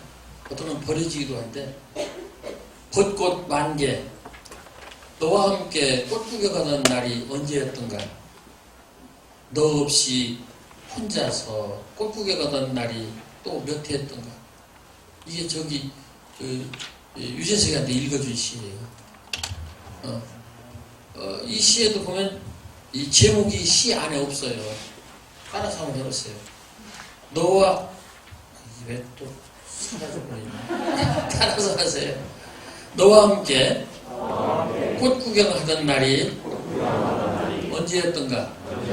그러니까 그 꽃 구경하던 날이 좀 멀었던 거예요. 내가 꽃 구경하려면 1년에 한 번씩 하는 거야. 그러니까 몇 년 동안 꽃 구경을 같이 못한 거야. 그 다음 줄. 너 따라서 하세요. 너 없이 혼자 꽃 구경하던 날이 또 몇 해 했던가. 이게 다예요. 이게 다라고. 더 없어요. 유재석이도 그 다음에 없냐고 그러던데 없어요. 그런데 여기 이걸로 봐서 그러니까 옛날에 한번 꽃구경을 같이 하고 몇 년 동안 같이 꽃구경을 못한 거예요. 그 얘기를 한 거예요. 근데 제목이 벚꽃 만개야. 벚꽃이 활짝 폈다 그런 뜻이야. 근데 이 시가 될지 어쩔지 모르는데 새로 나오는 시집에 들어가는 시예요. 정빈이가 물어서 이걸 또 읽어줬는데 말이 되려나 어쩌려나 모르겠다. 어쨌든 그래요. 그래서 핸드폰에다 시를 써서 보내면 그 시가 어떻다? 절실해지고 간결해지고 간절해진다. 그래서 시는 그렇게 두 가지를 갖추고 써야 돼요. 내용은 간절하게, 그리고 표현은 간절하게. 그렇지 않으면 안 돼. 자꾸 노스레 떨고 그냥 이렇게 하면 안 돼요. 하나만 더 얘기할게요. 정신과 의사하고 내가 대담을 한 적이 있어요. 근데 이런 말을 하더라고. 거짓말하는 사람이 말을 길게 한대. 내가 지금 거짓말하는지 모르겠는데 진짜 참말하는 사람은 말을 짧게 한대. 그가 중요해. 근데 그런 말에 증거가 되는 말이 또 있어요. 마틴 루터라는 미국의 목사가 얘기했어요. 한 가지 거짓말을 진짜처럼 하기 위해서는 7가지 거짓말을 더 해야 된대요. 다시 말할게요. 한 가지 거짓말을 진짜처럼 하기 위해서는 7가지 거짓말을 더 해야 된대요. 근데 한 가지 참말을 어떻게 하면 될까요? 한 가지만 하면 되지 뭐. 그 사역이나 마틴 루터 목사 말이나 똑같은 거예요. 그러니까 한 가지 거짓말을 진짜처럼 하기 위해서 자꾸 붙이는 거야. 핑계대지 말라는 거예요. 자꾸 핑계대고 자꾸 노스레 떨지 말라는 거예요. 그게 충고예요. 거짓말하는 사람은 그 거짓말을 이렇게 참말처럼 꾸미기 위해서 더 말하고 더 말하고 더 말하고 그런다 이거예요. 얼마만큼 7마디를 더 한다는 거야. 그래서 시도 간결하고 간절하게 쓰는 것이 좋겠다. 가능하면 정말로 간결하고 간절하게 쓰는 것이 좋은 것이다. 그런 얘기예요. 네. 끝낼까요? 그럼 책이 없어서 어떡하나? 더 묻고 싶은 사람이 있을 텐데. 그런데 어떨까? 그냥 그러시면 내가 그냥 마감할까요? 그러세요. 네. 여러분 지금까지 아주 길게 얘기했어요. 지금 50분, 1시간 50분. 어떻게 1시간 50분 동안 여러분들이 들었는지 모르겠어. 여러분 들어준 귀에 감사할 마음을 갖습니다. 이런 끈기와 이런 집중으로 이렇게 노력하고 자기를 하면 틀림없이 여러분들은 성공하는 사람이 될 거예요. 톨스토이 얘기. 인간은 성장하는 존재다. 성장해야 된다는 얘기. 성장. 인간은 변화해. 근데 변화에는 두 가지가 있습니다. 좋은 쪽으로 변화가 있고 나쁜 쪽으로 변화가 있어요. 좋은 쪽으로 변화하는 것을 성장이라고 해요. 나쁜 쪽으로 변화하는 걸 퇴보라고 합니다. 근데 이 성장하기 위해서는 톨스토이가 3가지 충고를 했어요. 첫째, 소통이 필요하다. 소통. 소통이라는 건 안다는 뜻이에요. 안다. 두 번째는 몰입이 필요하다. 몰입. 세 번째는 죽음을 기억하는 삶이 필요하다. 첫째, 소통하기 위해서는요, 하위로 3가지 소통이 더 있어야 된다. 그게 큰 소통 아래 하위 목표로 나와의 소통. 내가 나를 아는 거예요. 아까도 얘기했잖아요. 나를 위로하고 나를 축복하고 나를 용서하고 나에게 휴식을 주라고 그랬잖아요. 여러분 자기를 달달 볶으면 안 돼요. 절대로 안 됩니다. 자기를 좀 볶지 마세요. 그게 불행의 첫 번째 원인이에요. 오늘처럼 안 됐으면 내일로 미뤄요. 아주 맨날 미룰 게 아니라 오늘 최선을 다했으니까. 자기하고 소통 굉장히 중요합니다. 소크라테스가 얘기했잖아요. 나오나도 테스 형이라고 노래 불렀고 너 자신을 알아. 이게 쉽지 않은 일인데요. 자기 자신을 아는 사람 별로 많지가 않아요. 두 번째, 너와의 소통. 너. 앞에 있는 너를 알아야 돼요. 너를 알으면요 절대로 손해를 안 봐요. 전쟁에서도 상대방을 알으면 백전백승이라고 했어요. 손자병법에 나오는 얘기죠. 상대방을 알으면 백전백승이다. 100번 싸워서 100번 이길 수 있다. 중요해요. 너를 안다. 그 다음에 세상은, 그 다음에 세 번째는 이 세상을 안다. 그게 이제 소통에 대한 세 가지 합이고, 두 번째는요, 몰입인데, 그건 뭐냐면, 자기를 잊어버릴 정도로 모라의 경지에 도달하는 거예요. 모라. 자기 자신에 대해서 잊어버릴 정도로 한 일에 그냥 몰입하는 거예요.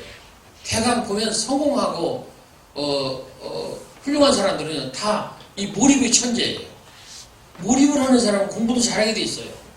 제일 나쁜 거는요, 몰입이 안 되는 거예요. 여러분 지금 1시간, 2시간 동안 지금 몰입을 했어요. 여러분들은 다 성공한 거예요. 한 가지 열심히 빠져드는 사람은 그것 자체가 행복인 거예요. 그것 자체가 성공이고, 그것 자체가 완성이에요.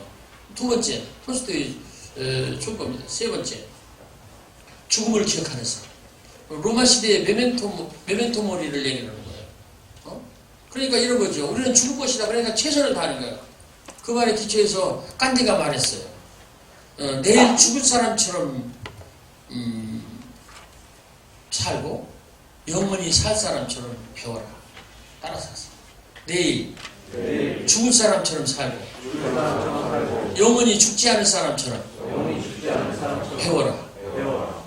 여러분 이거 하나만 해도, 이거 하나만 실천하고 이것만 하나만 제대로 해도 성공한 거예요. 우리는 죽어요. 그렇기 때문에 어떻게 해야 된다? 최선을 다해야 됩니다. 열심히 해야 되는 거예요. 그러다 보면 자기가 좋아지죠. 그렇잖아요. 아니 열심히 하는 사람을 누가 당해요? 그게 뭐냐면 메멘토 모리. 많이 보고 싶겠지만 조금만 참자. 내가 쓴 요빈명이라는 시. 우리 아들한테, 딸한테 해주지. 너 여기 왜 왔어? 나 보고 싶어서 왔지. 하지만 너도 기다려라. 너도 죽을 것이다. 그거예요. 안 죽는 사람 없어요. 우리가 죽는 것을 생각하고 열심히 해야 돼요. 뭐라 그랬어요? 깐디가? 내일 죽을 사람처럼 살아라. 오늘 하루를. 그리고 저녁에 가서는 놓아라.